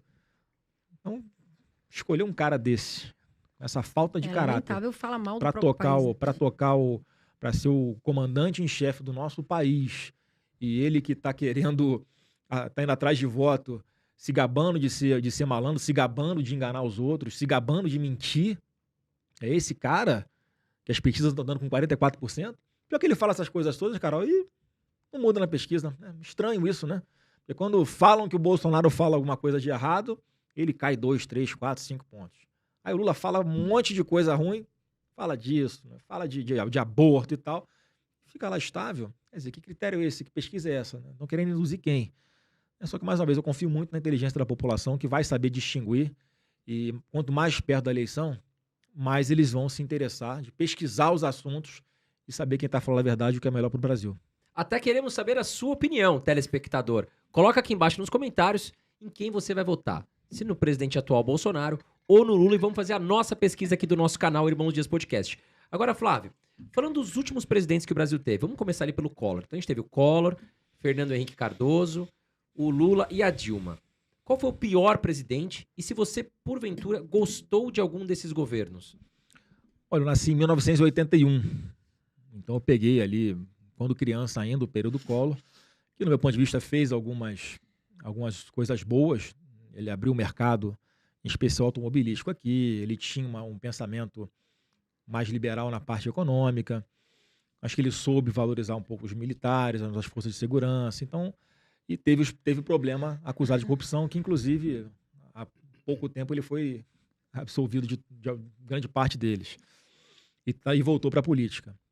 Então, o Fernando Henrique fez um governo mais à esquerda, em que ele fez aquele ajuste fiscal, criou o Plano Real, teve coisas positivas, mas também acredito que na pauta social podia ter feito muito mais, mas o fato é que ele deixou a casa arrumada para o próximo presidente. Então eu digo que o Collor e o Fernando Henrique, eles plantaram. Veio o Lula depois e semeou isso tudo. Semeou, roubou, não fez... O Brasil cresceu muito menos do que poderia, porque o cenário mundial era muito favorável. O Brasil cresceu menos do que vários outros países, né, considerados de terceiro mundo, né, porque não faltaram políticas que fossem sólidas e que fossem estruturantes e que não fosse apenas pensando na próxima eleição. Então o Lula fez isso, ele não soube aproveitar esse momento, roubou pra caramba, e a Dilma acabou de tocar fogo em tudo, porque ela veio, né, com uma ignorância absurda, eleita, né, em função do seu padrinho, que é o Lula. Então acho que eu posso considerar os dois governos um só praticamente, Lula e Dilma. E aí foi o desastre que nós vimos, que dizimou o Brasil, que interferiu na concorrência de energia, que interferiu no mercado de combustíveis, enfim, que deixou uma conta gigantesca para os brasileiros pagarem. Então acho que a Dilma e o Lula, se eu considerar um só governo, sem dúvida alguma, foram os piores, mas se pudesse escolher um, eu falaria que é o Lula, porque ele foi o grande maestro disso tudo, ele foi o grande mentor disso tudo, ele foi o mentor da Dilma, e esse grupo que assessorava a Dilma, que ele pretende botar de volta caso se eleja em 2022. Então, do meu ponto de vista, foi isso. Mas, graças a Deus, nós colocamos um presidente como Bolsonaro, em 2018, nós não, né? Quem está nos assistindo colocou o presidente Bolsonaro, que novamente está plantando, mesmo com pandemia e guerra da Rússia com a Ucrânia, bons frutos estão surgindo. Nos próximos 4 anos, não tenho dúvida que o Brasil vai colher grandes frutos dessa gestão brilhante que fez o governo Bolsonaro. Agora, Flávio, você não acha que o Lula... Desculpa, Carol, até te Imagina. interrompi. Porque eu fiquei curioso pra Irmão é perguntar. assim mesmo. Você não acha que o Lula ficou mais careca do que já é? Ao ver a Dilma dar aqueles pronunciamentos maravilhosos. Porque a Dilma, ela podia fazer stand-up. Porque é tanto vídeo na internet aqui no YouTube. Cara, Ela engraçado. Não, Ela nas contas, ela é erra carismática. tudo. Ela fala umas coisas que são, assim, muito engraçadas. Mas você não acha que o Lula vindo aquilo na televisão falava, meu Deus, o que essa mulher tá fazendo? Olha, imagino que sim, ele ficava pensando, né, puta que merda que eu fiz de botar essa mulher lá. Né? Mas enfim, o brasileiro, como eu falei, às vezes se deixou levar por discursos mentirosos, por falsas promessas, deu um voto de confiança, né, na esquerda, no PT, e deu no que deu. Né? Você vê a diferença da Dilma para Bolsonaro. Né? Alguém que falava que ia estocar vento para gerar energia, e o presidente Bolsonaro falando em fazer fazer grandes concessões de exploração de energia eólica offshore, né? Aqueles cataventos lá em alto mar que podem gerar energia para sustentar não só o Brasil, mas todo mundo. O Brasil pode usar o vento como O Brasil pode ser a grande solução para todo mundo na geração de energia limpa. Então, assim, eu acho que é incomparável. Eu fico imaginando se nós tivéssemos em condição de normalidade no Brasil desde 2019. Como é que o país não estaria infinitamente melhor, né, em outro patamar, sem dúvida alguma. Mas mesmo com todos esses problemas de pandemia e guerra, ainda estamos conseguindo números melhores do que o PT em condições normais de governo. Não, fato é, Flávio, eu concordo com você, que o presidente ele não teve uma condição favorável para governar. Porque ele assumiu em 2019, né, fez ali a questão da reforma previdenciária, né? Isso, foi fundamental para a gente ter os recursos para fazer o que a gente está fazendo hoje, né? Foi Já estruturante. foi um passo interessante, mas em 2020 veio todo aquele banho de água fria que o mundo tomou, né? Então ele teve que encarar ali 2020, 2021 muitos problemas. E agora nós temos uma situação entre Ucrânia e Rússia que também prejudica o mundo como um todo com a questão do petróleo, fertilizantes e tudo mais. Eu concordo com você, né, Carol? Sim, e eu acho que o que é legal de se falar, um grande feito no governo, é a questão das obras do Nordeste, né? Receber a água, né? Você ver e você poder. E eu acredito que as pessoas lá estão enxergando isso. Porque, Flávio, a gente teve muitas obras que foram feitas, assim, começaram a ser feitas e não foram terminadas. E aí, no governo Bolsonaro, a gente vê que teve essas obras terminadas. Por que você acha Terminado aqui, acho que os estádios, né? Começou e terminou. Tudo, né? Que você tem um monte de elefante verdade, branco é verdade. por aí. que... Porque... por que você acha que eles não continuaram essas obras? Porque aí eles falam assim, não, mas a gente fez a obra. Tudo bem que vocês fizeram. Um negócio que tem que acabar, né? E não acabou a obra. E quem fez chegar a água, enfim, tudo isso a gente viu, foi o governo Bolsonaro agora. Carol, a esquerda é mestre em criar falsas narrativas e em desviar recursos públicos. Então, quando o dinheiro público vai para o lugar certo, como é o caso do São Francisco com o governo Bolsonaro, a obra acaba sem superfaturamento, uma obra de qualidade, e que finalmente está dando a independência que esse pessoal do Nordeste, em especial de 5 estados lá, que, se não me engano, foi Pernambuco, Rio Grande do Norte, Ceará, Paraíba e Alagoas. Pessoas estão aguardando há mais de 30 anos essa água. O projeto original não é do Lula, não, é de décadas atrás. Mas que o presidente Bolsonaro, quando chegou, e aí eu cito um outro importante pilar ministro craque, que é o Tarcísio de Freitas, né, que deixou o ministério para ser pré-candidato ao governo de São Paulo, ele pegava essas obras aí e conseguia tocar junto com outro, que eu também acho que é um craque, que é o Rogério Marinho, que era o ministro do Desenvolvimento Regional. Então essa parceria pôde transformar essas obras em realidade num curto espaço de tempo, sem superfaturamento, de qualidade. E finalmente o povo do Nordeste está vendo água chegar na sua casa. E você vê, tem uma... Lembra aquelas fotos? O presidente Bolsonaro já me falou. Lembra aquela foto que é clássica de uma criancinha bem pobrinha, andando com um balde de metal na cabeça, andando não sei quantos quilômetros para pegar água num açude e voltar para casa para poder botar água no feijão? Isso não tem mais com o governo Bolsonaro. Porque agora a água está direto na torneira dele, seja pela transposição do São Francisco, seja por essa política de fazer os poços artesianos em locais que são do semiárido nordestino. Então, quer dizer, é algo assim que ninguém nunca imaginou que fosse algum dia ver. Que para quem é das classes B e A, como nós somos, né, como uma parte de quem nos está assistindo a água é uma coisa normal. Agora, você imagina, né, para essas pessoas a água parece ouro. É a grande riqueza, que eles sempre tiveram direito, nunca tiveram acesso. Por quê, Carol? Não tinham acesso porque quanto mais pobres eles fossem, quanto mais dependentes da água eles fossem, podia chegar um político lá prometer carro-pipa para resolver o problema da seca naquela micro-região, naquela rua, naquela casa. Acabou isso. Trocar voto por carro-pipa. Então, as pessoas que estão sendo beneficiadas, agora eu vou começar a olhar mais para frente. Não, agora eu quero Wi-Fi. O governo Bolsonaro está dando Wi-Fi. Está chegando internet em aldeia lá no meio da Amazônia. Isso ajuda, por exemplo, na educação à distância dos nossos indígenas, na inclusão deles. Quer dizer, é um governo transformador e que, mais uma vez, quando se usa dinheiro público indo para o lugar certo, o resultado é transformador para melhor para todo mundo. Agora, Flávio, falando um pouquinho da Paola Coracella, isso? O nome dela é isso? Desculpa, eu não acompanho o trabalho dela. Corcella ou Coracella, enfim. Ela falou que ela deixou a qualidade do restaurante dela cair para que ela pudesse, né, de fato, comprar dos sócios a parte, né, e ficar com o restaurante. E também falou sobre a questão do Bolsonaro, que não dá para aturar, que a pessoa é escrota ou é burra. O que você tem para falar sobre isso? Desculpa, eu realmente não acompanho, não sei o trabalho. Enfim, eu sei que ela é argentina, né? Trabalha aqui no Brasil. Ela é uma chefe de cozinha da Argentina. Assim, Carol, quem Quem gosta de dar de malandro, assim, de enganar os sócios, né, de tapear os outros, tem que votar no Lula mesmo. É uma identificação direta. Isso sim é uma escrotidão. Né? E ela ainda conta isso se gabando. Mas eu vi, por exemplo, algumas pessoas na Argentina dizendo que nunca ouviram falar dessa mulher lá. Quer dizer, o país dela, ela não levou nenhum fruto positivo para lá, não colaborou com nada com o seu país. Veio para cá para tentar ganhar dinheiro enganando os outros. Eu lamento muito que pessoas como essa ainda venham a público para ficar, né, tirando onda com os outros, como se os outros fossem otários. Né? Mas é o que o Lula faz na política. Pelo menos ela não quis ir para a política ainda. Né? Espero que não vá também, porque né, não precisamos de mais pessoas com esse perfil ruim no Congresso Nacional ou em qualquer outra posição pública. E é muito pesado, né? Na minha opinião, André, você falar que você é dono de um restaurante, falar que as pessoas que vão lá e votam no Bolsonaro ou são escrotos ou são burros, isso faz com que você perca um público absurdo. Não, eu né? acho que ela deve estar pagando o preço. Né? Acho que eu ouvi falar nessa história, inclusive, ela foi bem... Assim, as pessoas foram no Google, rebaixaram a nota dela. Porque você dá uma declaração dessa, você se expõe de uma forma muito negativa. Então, acho que ela está colhendo É o que ela plantou. famoso quem lacra não lucra, né? É o que está acontecendo com ela. Eu acho que ela está colhendo o que ela plantou.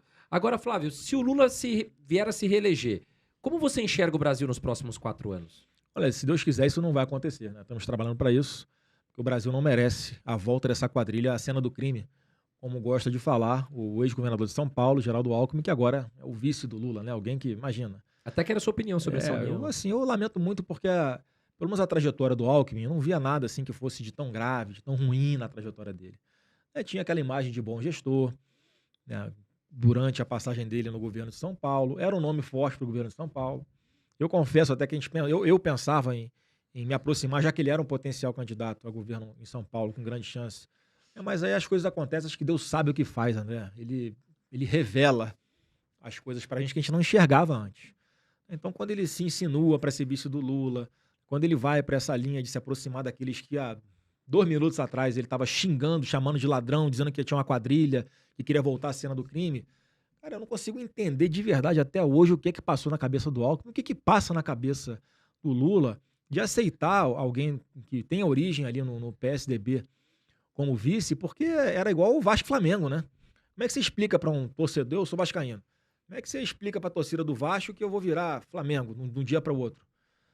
Sempre houve aquela rivalidade, né, saudável dentro de campo, né, mas na política sempre teve essa rivalidade, sempre foram os polos. Então, assim, né, isso acho que o eleitor não digere, sabe? É algo só artificial, algum interesse pessoal de ambas as partes. Então, eu fico imaginando ainda mais o eleitor do PSDB. Aquele cara que sempre acreditou no Alckmin, que era do PSDB, que ia para a campanha para atacar o lado do PT, como é que se sente agora? Traído. Então, acho que é mais um vácuo ali que vai acontecer, que alguém vai ocupar. É um vácuo pequeno, né? Porque os eleitores do PSDB que sobraram são muito poucos. As pesquisas estavam dando pouquíssimo, menos de 5% para o Alckmin lá atrás, quando ele estava aparecendo em pesquisa. Mas mostra que as pessoas não têm nenhum pudor em deixar divergências de lado para se alinharem, não é por bem do Brasil, não é por poder total. Total, é só poder. Só que eu acho que é mais uma coisa que eu confio na inteligência do eleitor que vai saber medir. Então, nós seguimos aqui na nossa linha, com o Bolsonaro totalmente coerente com o que ele sempre defendeu. Ele fala aquilo que ele pratica, ele é do jeito em casa que ele é do jeito na rua. Então, esses são valores que eu acho que são importantes na hora do eleitor tomar a decisão. Ô, Flávio, essa questão da liberdade de expressão, você acha que está sendo ameaçada? Como é que se enxerga isso? Não está totalmente sob ameaça, Carol, infelizmente. É aquela máxima que atribui a Lênin, mas que não é do Lênin, né? Mas que a esquerda usa muito. Xingue-o do que você é, acuse-o de fazer o que você faz para vencer a narrativa. E o que está acontecendo é isso, acusando o Bolsonaro de ser alguém que é contra a liberdade, quando na verdade ele é o maior defensor da liberdade, ele é o maior defensor da Constituição, ele é que está pensando lá na frente, ele que fala, né, que tem uma coisa mais importante do que a nossa vida, que é a nossa própria liberdade. E, infelizmente, algumas poucas autoridades no Brasil insistem em querer rotular o Bolsonaro como sendo uma pessoa autoritária, como sendo uma pessoa que vai dar um golpe em algum momento, uma pessoa que é a favor de censura. Nós estamos há 3 anos e meio do governo. Qual foi o ataque que você viu do Bolsonaro à liberdade? Nenhum. Pelo contrário, uma defesa plena. Agora, quer ver um termômetro bom para você ver como é que isso realmente está em risco a nossa liberdade? Tem um monte de parlamentar, deputado federal, senador, né, que em tese tem a imunidade para quê? Para falar. aquilo que ele acredita, defender aquilo que ele acha o correto. E na hora de subir na tribuna no Senado, de subir numa tribuna para discussão na Câmara dos Deputados, fica medindo as palavras, porque não sabe se vai virar réu ou se vai virar investigado nesse inquérito maluco, totalmente nulo do tal do fake news. Quer dizer, há 4 ou 5 anos, tinha ministro do STF dizendo que cala a boca, já morreu, quem manda na minha boca sou eu, para defender alguém que ele tinha simpatia, e agora o cala a boca não morreu coisa nenhuma. Ó. Cala a boca, o deputado, cala a boca, o senador, porque senão eu te prendo. Não pode falar mal de uma autoridade pública, você vai pra cadeia. Que história é essa? Que história é essa? E você quer ver mais? Olha o cenário aqui, mais ou menos, olhando pra América do Sul, cara. Temos uma ex-senadora, se não me engano, do Equador, né, que chegou, não, da Colômbia, que chegou a ser presidente por um determinado momento. Bolívia, só para você ver como é. Olha aqui para o cenário da América do Sul de novo. Lá na Bolívia, tem uma ex-senadora, né, que chegou a assumir a presidência da República em função dos impedimentos do presidente, do vice e tal. E era uma pessoa que não era de esquerda e hoje está presa, sabe por quê? Atos antidemocráticos. Sem ter feito absolutamente nada de antidemocráticos. Só o fato de ter assumido a presidência de um país, porque a Constituição dizia que ela tinha que assumir a presidência do país naquele momento e defender a liberdade. Quer dizer, tudo que está acontecendo igual aqui no Supremo. E o que mais me indigna? Porque eu já tentei várias vezes ser o meio de campo ali para evitar esse atrito do executivo com o judiciário. E aí eu sempre acreditei que não precisava de você tomar medida drástica nenhuma para que cada poder tivesse dentro do seu quadrado. Então tinha conversa boa com o ministro do Supremo, por exemplo, aí e relatava ao presidente, eu acho que a gente pode dar uma oportunidade aqui, vamos tentar, né, arredondar para não ter mais ruído, né, para a gente poder governar em paz. Aí no dia seguinte o cara vai, né, para um congresso na Bahia e dizer que a internet deu voz para os imbecis, uma clara referência dos eleitores do Bolsonaro. Quer dizer, o tempo inteiro tomando tiro, né, decisões que interferem diretamente no poder executivo por parte do judiciário. Então, assim, é muito preocupante. Esse é são alguns indícios de que a nossa liberdade está, sim, em risco, mas não é por causa do Bolsonaro. Alexandre de Moraes, qual a sua opinião sobre o ministro do STF? Mas é uma pessoa que, como eu falei, eu achava que podia ter um mínimo de bom senso, né, e não se colocar no lugar do presidente como ele vem fazendo. Ele não foi eleito presidente da República. Ele está ali para cumprir a Constituição, não para ficar interpretando, dando voltas ali para incriminar quem ele quiser. Infelizmente é o que está acontecendo. Eu acreditava que eu pudesse haver dentro do próprio Supremo ali um consenso. Olha, Alexandre, baixa a tua bola aí, porque se seu problema pessoal, não sei qual a razão, está trazendo para o colo do Supremo um problema que não é Supremo. Hoje a imagem do Supremo está super desgastada. E não é por causa do Bolsonaro, é por causa das atitudes deles, por causa de algumas decisões totalmente tortas deles. Como é que você explica para o eleitor que a Dilma foi caçada no Congresso Nacional e manteve os seus direitos políticos? E aí o deputado Daniel Silveira, por causa de discurso enquanto parlamentar, que ele deveria ter imunidade parlamentar, ficou preso e perdeu os direitos políticos.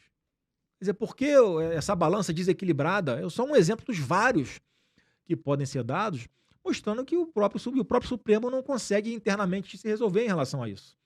E aí qual seria o poder moderador? O Senado. Poderia pautar um impeachment de ministro do STF. Eu sempre acreditei que não fosse necessário. Hoje já estou começando a mudar a minha opinião. Porque eu estou vendo que não tem jeito. Os caras não têm bom senso. Eu não estou falando do Supremo como um todo, antes que falem que eu estou causando uma guerra institucional. Não é nada disso.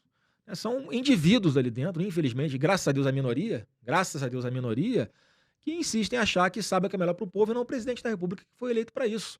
E todo dia soltando uma pílulazinha para inviabilizar o governo. Quer dizer, as pessoas as coisas têm limite. Tomam decisões que comprometem o orçamento público toda hora. Coisa que estava parada lá 15 anos no Supremo, o nego desengaveta para tentar inviabilizar o governo. Quer dizer, como foi o caso dos precatórios. Quer dizer, a gente tem já temos essa guerra difícil da pandemia, a guerra da Rússia com a Ucrânia. Ninguém quer guerra com o Supremo. Mas só que, na minha percepção, o presidente Bolsonaro tem que se defender de algum jeito. Tá? E se ele não puder mais falar, já que a gente está falando de liberdade de opinião, acabou o mundo. Toma, dá a chave lá para o Alexandre de Moraes, ele vai tocar o país. Por que ele não renuncia ao cargo do Supremo e se candidata à presidência da República? Ele sabe que ele não tem apelo popular.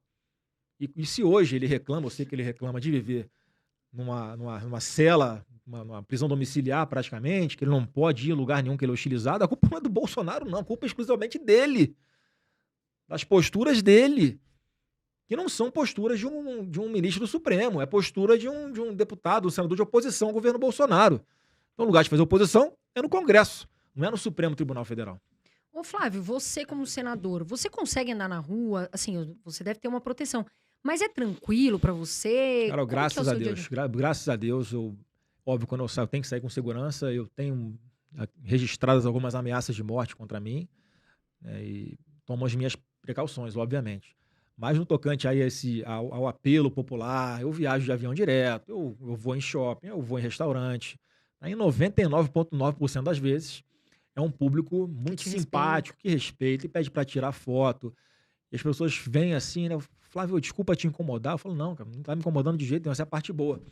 Todo político gosta de ter o seu trabalho reconhecido. Apesar de toda a enxurrada e tentativa de destruir a minha reputação que a grande mídia tentou fazer comigo, as pessoas reconhecem o que aconteceu, a perseguição que houve, que hoje não tem nada, absolutamente nada contra mim, e veem que eu tô ali para tentar ajudar o Brasil a dar certo. E sou o fã número 1 do presidente Bolsonaro e dedico grande parte do meu mandato como senador e como pessoa pública a fazer que as coisas deem certo no governo. O que você acha do Romário na política? Eu achei ele um craque. Foi um craque dentro de campo. Você sabe que eu acho que o Romário influenciou na minha escolha de time, né? Porque meu pai é palmeirense, né? Porque Eu ele veio de também São sou, Paulo. eu falei disso com Quando ele. ele veio pro Rio, a gente foi morar ali em Marechal Hermes, na Vila Militar, e aí onde era o campo do Botafogo antigamente, né? Uma arquibancada assim de madeira. E aí aqui no Rio ele escolheu, né, o Botafogo, né? O time mais simpático para ele, porque a gente morava ali perto do lado, via treino do Botafogo. Só que eu nasci em 81 e o Vasco em 87, 88, tava ganhando tudo. Campeão carioca, campeão brasileiro, um timaço. E o Romário aparecendo no Vasco, tinha Roberto Dinamite, muitos craques daquela época, Bismarck, Bebeto logo depois, né, também jogou no Vasco. Então eu, quando tinha ali uns 6, 7 anos de idade, na hora de escolher time, eu falei, pai, olha só, eu sei que você faz força para você Botafogo, mas eu não vou aguentar ficar sofrendo muito tempo, não. Eu sou Vasco. Acho que o Romário influenciou, né, esse sucesso do time do Vasco naquela época. E hoje eu sou vascaíno. Mas eu vejo ele dentro também do Senado como político, apesar de muitas vezes as pessoas acharem que ele o trabalho dele não tem uma ressonância muito grande. Ele tem umas pautas que são muito legais, especialmente na área social, com relação ao esporte, com relação às pessoas com deficiência. Ele é um cara do Que bem. bacana. É um cara que veio de origem humilde, né, lá do Jacarezinho, no Rio de Janeiro. Um cara que entra em qualquer comunidade aí, é respeitado. E é um senador que tem votado com o governo. Ele senta do meu lado ali praticamente no plenário e é pré-candidato no Rio de Janeiro a Senado, né, e o cenário hoje, até por ele estar no nosso partido, que é o PL, ele terá, né, o nosso apoio. Flávio, recentemente a Luciana Genro, que é uma deputada aqui no Rio Grande do Sul, ela votou contra e se pronunciou contra a educação financeira nas escolas. Qual é a sua opinião sobre isso? Eu sou muito favorável, inclusive eu tenho um projeto de lei sobre isso, que eu apresentei, se não me engano, em 2019, e falo não só dessas noções de educação financeira, né, mas como falo aquela experiência como matéria, para que seja como matéria também, não só educação financeira, mas também a educação moral e cívica, noções de empreendedorismo. Eu acho que isso é transformador, né? Se a criança, desde o começo, né, já sabe quanto custa as coisas, o valor das coisas, vai dar muito mais valor para aquilo. É difícil você ganhar dinheiro, você tem que gastar dentro daquilo que você né, tem de orçamento. Eu acho que seria fundamental. E é um diferencial, por exemplo, que eu vejo nos Estados Unidos. Lá nos Estados Unidos, o jovem de 17, 18 anos, ele é praticamente expulso de casa. Ó, vai trabalhar, vai se virar por sua conta, ele vai lavar prato, vai correr atrás. Então, acho que eles têm uma cultura empreendedora muito mais acirrada até do que a nossa. E por incrível que pareça, isso eu vi na China também. Eu tive na China também na missão oficial, lá no Senado, e me surpreendi, porque lá é desenvolvimento para tudo quanto é lado, linha de transmissão de energia, aquelas estações de trem de metrô para 10 milhões de pessoas por dia. Mas você via todo mundo trabalhando sem parar. Quer dizer, seja no mercado formal ou informal, os camelôs lá naquele mercado, se não me engano, mercado da seda, que tem lá na China. Desde jovem já trabalhando ali 10 horas por dia para ter o seu ganha-pão. Acho que isso é muito importante e o governo tentou fazer isso, mas a pandemia, né, com 2 anos de escolas paradas, é difícil você botar algum planejamento de pé. Né? Mas eu lembro que todos os ministros que passaram por lá estavam falando nessa linha, por exemplo, que fosse no segundo grau, você dá uma espécie de acompanhamento vocacional para que quando a pessoa fosse escolher qual faculdade ela fosse fazer, ela já tinha uma ideia daquilo que ela gostava de fazer. Isso reduziria aí a evasão também no nível universitário. E, sem dúvida alguma, isso geraria teríamos aqui uma geração de adolescentes e de jovens muito mais preparados, né, e dando muito mais valor para o trabalho, né, para não gastar, se endividar, para não, né, pensar em ter mais aquilo que ele pode ter. Isso seria muito positivo para o nosso país, sem dúvida alguma. Acredito que isso ainda vai ser implementado. Espero que no próximo mandato, sem pandemia, a gente consiga transformar isso numa realidade. A gente fala muito sobre isso aqui, né? O nosso canal também fala muito sobre finanças. E assim, pessoal, continue estudando. Continue. Você que às vezes tem uma vida mais simples, né? Não desacredite, tá? Porque você pode crescer. A gente preza pela educação financeira nas escolas, né? Em escolas públicas, até para as pessoas mais velhas. Continuem, acreditem, invistam, tá? A educação financeira é, sim, uma das soluções muito importantes, né, André? Que a gente tem até para que as pessoas aprendam a poupar, aprendam a investir, a fazer uma renda extra, a economizar, que elas possam realizar os sonhos. E é isso que a gente quer para vocês. Então, a educação financeira, na nossa visão, é essencial. E a gente preza muito por isso aqui no nosso canal. Agora, Flávio, o que você acha do Haddad contra o Tarcísio? Porque o Tarcísio é muito querido, né? O pessoal fala muito das obras e tudo. Você acha que tá assim... Como é que tá essa questão da votação aqui? Olha, eu acho que para começar, o Tarcísio é fruto de uma visão política muito privilegiada de Jair Bolsonaro. Eu sempre falo para ele, pai, eu tenho uma coisa que eu respeito mais do que qualquer dado científico que você possa me trazer aqui, que é a sua intuição. Então ele enxergou no Tarcísio, e eu concordo, hoje olhando é fácil de falar, mas lá atrás pouca gente acreditava, mas logo no primeiro momento eu também já acreditei no nome do Tarcísio. Ele tem o perfil de São Paulo, né? Ele é uma pessoa séria, um puta de um gestor, uma pessoa competente, uma pessoa que é preparadíssima, alguém que assumiu o ministério por causa do currículo dele, né? Eu estava lá no Centro Cultural Banco do Brasil, quando meu pai estava olhando os currículos, né, das pessoas que poderiam virar ministro da infraestrutura. Quando ele viu o Tarcísio, o cara é formado no IME, o cara é um baita de um técnico, o cara não sei o quê, já fez não sei o que lá, vou chamar esse cara para conhecer. Olha como é que ele nomeava o ministro. Não era uma indicação, né, de um político qualquer. Tem indicações que são boas, mas naquele momento de formação de governo ele queria um grupo de ministros extremamente técnicos. E quando fosse indicação política, tivesse também o critério técnico, como aconteceu. Então o Tarcísio, para mim, acho que o eleitor de São Paulo já está olhando para ele como uma pessoa que pode fazer por São Paulo o que ele conseguiu fazer pelo Brasil inteiro. Eu falei que o governo tem, nos próximos 10 anos, R$1 trilhão contratados para obras de infraestrutura. O Tarcísio, junto com o presidente Bolsonaro, eles estão apostando novamente na estrutura ferroviária para a distribuição da nossa produção no Brasil. Estão fazendo concessões de portos, de aeroportos. Vai ter agora o Porto de Espírito Santo, o Porto de Santos também, que dava prejuízo há um tempo atrás. Agora dá superávit e em sendo privatizado, não tenho dúvida que vai movimentar muito mais mercadoria e vai gerar muito mais emprego, vai ser muito melhor para São Paulo. Então, acho que o Tarcísio tem muita garrafa para vender aqui em São Paulo.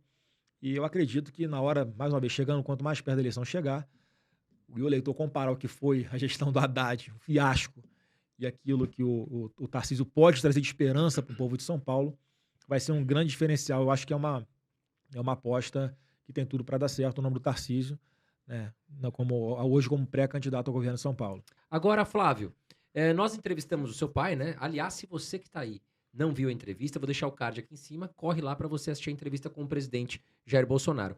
E ele citou, a gente perguntou para ele alguns erros que ele viu no governo dele, né? E ele citou alguns erros. Agora, visão do Flávio, alguns erros que aconteceram no governo, ou o principal erro que aconteceu, porque nem todo mundo acerta tudo, né? O que você poderia citar pra gente? André, ninguém nasce sabendo ser presidente da República. Você não aprende isso em faculdade nenhuma, em colégio nenhum. Mas a vivência do Bolsonaro por 28 anos no Congresso Nacional, obviamente, o credenciaram para estar ali, não chegar cru, né, chegar muito mais robusto para tocar o país. Então, óbvio que ali no começo tem os erros e acertos, as escolhas de alguns ministros, né, que se ele tivesse hoje, se fosse hoje em dia, por exemplo, que tivesse começado o governo, ele certamente erraria muito menos. Mas para mim, eu sempre falo isso, o maior erro nosso foi na propaganda, foi na comunicação. Porque o governo fez tanta coisa de bom, mas tanta coisa que muita gente não sabe. Às vezes nem eu sei. Em todas as áreas, né? Em todas as áreas, André. Muitas coisas maravilhosas. Não deixou ninguém para trás. É infraestrutura, é água no Nordeste, é o Auxílio Brasil, são lei de liberdade econômica, marco legal do startup, de saneamento básico, de uma infinidade de pautas positivas, né, que colocam o Brasil nesse. Hoje, para mim, o Brasil é o maior potencial de oportunidade no mundo para investimento, não só em bolsa de valores, não, mas também para empreender. E eu acho que a gente não soube comunicar isso. Porque no começo do governo, quem estava tocando essa parte de comunicação tinha a percepção de que, basta a internet aqui, as pessoas vão espontaneamente repercutindo os conteúdos, a gente consegue mostrar, né? Então acho que esse foi um erro grande que a gente está pagando o preço até hoje. Eu falava, eu não estou defendendo gastar zilhões de reais em propaganda, não, para tirar de educação, para tirar de saúde, para botar em propaganda, não. Mas um orçamento razoável é que pudesse, além de cumprir a função de utilidade pública, pudesse evitar essas falsas narrativas mentirosas de grande parte da mídia, de toda hora pegar um jeito de distorcer uma coisa boa e transformar em coisa ruim. Se nós tivéssemos a propaganda, eles não iam ter nem condição de mentir a esse ponto. Sabe? Então, o presidente está lá se matando, se esgoelando para tentar reduzir o preço dos combustíveis. A narrativa da grande mídia é de que ele está interferindo na Petrobras, que é uma pessoa que é arrogante, que é autoritária. A culpa é dele ainda por cima, né? Tudo é culpa do Bolsonaro.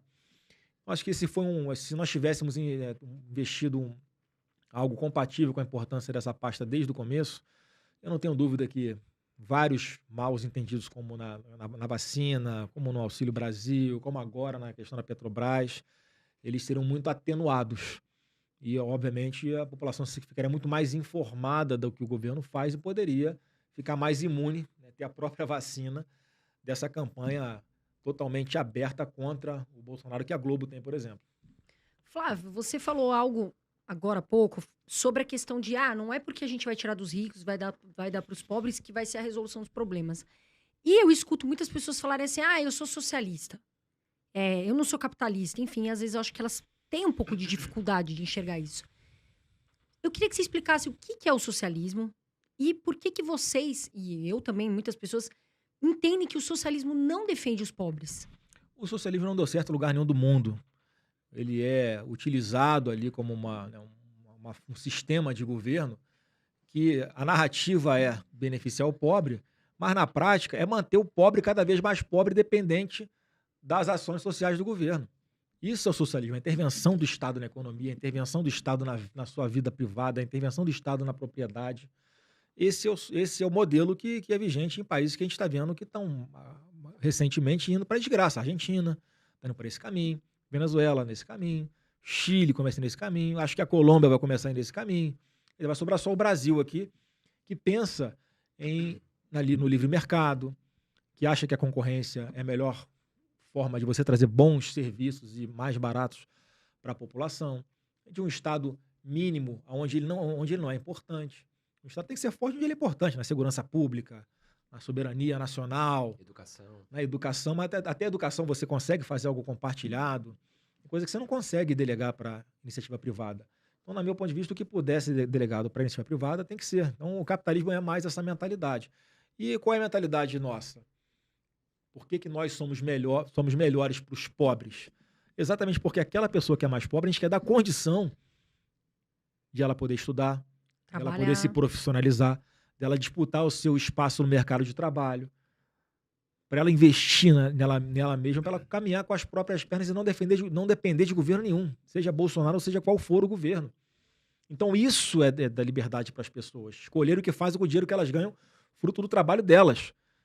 Porque enquanto a pessoa fica só acreditando que, olha, eu estou recebendo aqui os R$600 do auxílio emergencial, agora os 400 de Auxílio Brasil. Se a pessoa se acomoda, isso que a gente não quer, a gente vai dar o dinheiro para essa pessoa que precisa, mas a gente quer dar uma porta de saída para a pessoa. Isso, na verdade, é valorizar os mais pobres. E todo esse pensamento nosso de livre mercado, de concorrência, a tendência é que haja maior geração de empregos. Como eu falei, o governo Bolsonaro, de 2019 para cá, foi um saldo positivo de mais de 4 milhões de empregos. É assim que a gente consegue ajudar as pessoas a terem a própria independência, a terem autonomia. Esse programa Brasil para Elas que a gente estava falando anteriormente, ele é a melhor forma de você dar independência e autonomia para a mulher. Porque tem muita mulher que se submete a ficar tomando porrada de marido que se acha machão em casa porque depende financeiramente dele. Se parar de defender, é pé na bunda na hora.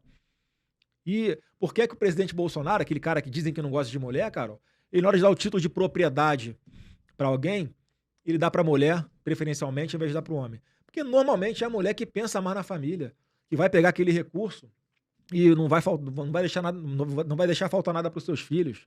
E, infelizmente, tem homens, não é a regra, mas existem homens que vão pro bar tomar cachaça. Então, assim, acho que essa é a forma de a gente valorizar aqueles que mais precisam. E isso só com o tempo, o amadurecimento, acho que a cada eleição que passa, o eleitor vai ficando mais maduro e vai entendendo mais dessa forma que ele não quer apenas ficar dependendo de ninguém. Ele quer caminhar com as próprias pernas. Flávio, falando aqui para os nossos telespectadores, vários deles investem em bolsa de valores, são investidores. Nós estamos passando um momento de recessão econômica mundial, no caso, não é só o Brasil. Eu ainda acho que o Brasil saiu na frente por antecipar a taxa de juros, né? Os Estados Unidos, na minha opinião, demorou muito para fazer isso, Sim. na Europa também. O que você tem a dizer para esses investidores? Bom, a bolsa tá em queda, né? Não é uma queda brusca, mas está em queda. O que você tem a falar para esses investidores sobre a economia, sobre o futuro, os próximos passos do Brasil quanto a melhora, a saída dessa recessão? Eu tenho a falar que podem ter a convicção de que com o Bolsonaro haverá muito mais previsibilidade do que vai acontecer com o Brasil do que com a quadrilha do PT voltando. Porque a gente está vendo como é que a gente sabe qual era o modus operandi dele. Então, se você quer ver de novo a Petrobras saqueada, pô, escolhe outro lado. Mas se você quer, né, ver a Eletrobras, né, ser retomada para o poder público e continuar as indicações políticas lá, vota do outro lado. Se você não quer ter os seus recursos que estão investidos em bolsa ou em qualquer outro lugar, se você não quer esses recursos sendo confiscados, é melhor você vir com a gente. Entendeu? Então, acho que a maior mensagem que a gente pode dar é essa, tá bem claro para todo mundo que o governo Bolsonaro não faz aventura, que o governo Bolsonaro tem sim previsibilidade, que o norte dele na economia é esse, de privatizações, de concessões, de respeito aos contratos, de falar com todo mundo, independente de qual seja a linha ideológica daquele presidente daquele país, né? Ele conversa com Biden, conversa com Putin, ele conversa com todo mundo. Até com o presidente da Argentina ele já conversou. Inclusive agora está mudando o ministro da Economia da Argentina, que inclusive era o embaixador da Argentina aqui no Brasil, que é um cara que parece ser bem mais sensato, mas ele vai pegar uma bucha lá que mais da metade da população na linha da extrema pobreza. Mas já é um pensamento que não é contaminado por essa ideologia de esquerda, né, que está levando a Argentina à quebradeira. Então, acredito que com o presidente Bolsonaro, nos próximos 4 anos, se assim for a decisão da maioria do eleitorado, eles podem esperar uma continuidade dessa linha nossa aqui de olhar para a iniciativa privada como uma grande parceira e a grande geradora de empregos e oportunidades no Brasil, e cada vez menos, né, o Estado tendo que se preocupar com coisas supérfluas e o Estado olhando para aquilo que é onde ele é mais fundamental, como eu falei, na segurança pública, ali para as pessoas mais pobres que mais precisam. Flávio, você investe na Bolsa de Valores? A gente falou aqui da Bolsa, eu fiquei curiosa. Não precisa falar empresa, mas eu fiquei curiosa se você investe eu sou devedor, como eu falei, né? Eu tenho um financiamento imobiliário para quitar. Mas um pouquinho de renda que eu tenho ali, eu invisto em bolsa assim, eu não sou um profundo conhecedor, tem pessoas que me auxiliam, né? Mas eu boto um dinheirinho lá assim, mas assim, eu sempre quis empreender. Eu, quando fiz o MBA de empreendedorismo e novos negócios na FGV, é porque eu queria abrir um próprio negócio, porque eu tenho a clara percepção que eu estou na política, né? Eu não vou ficar aqui para sempre.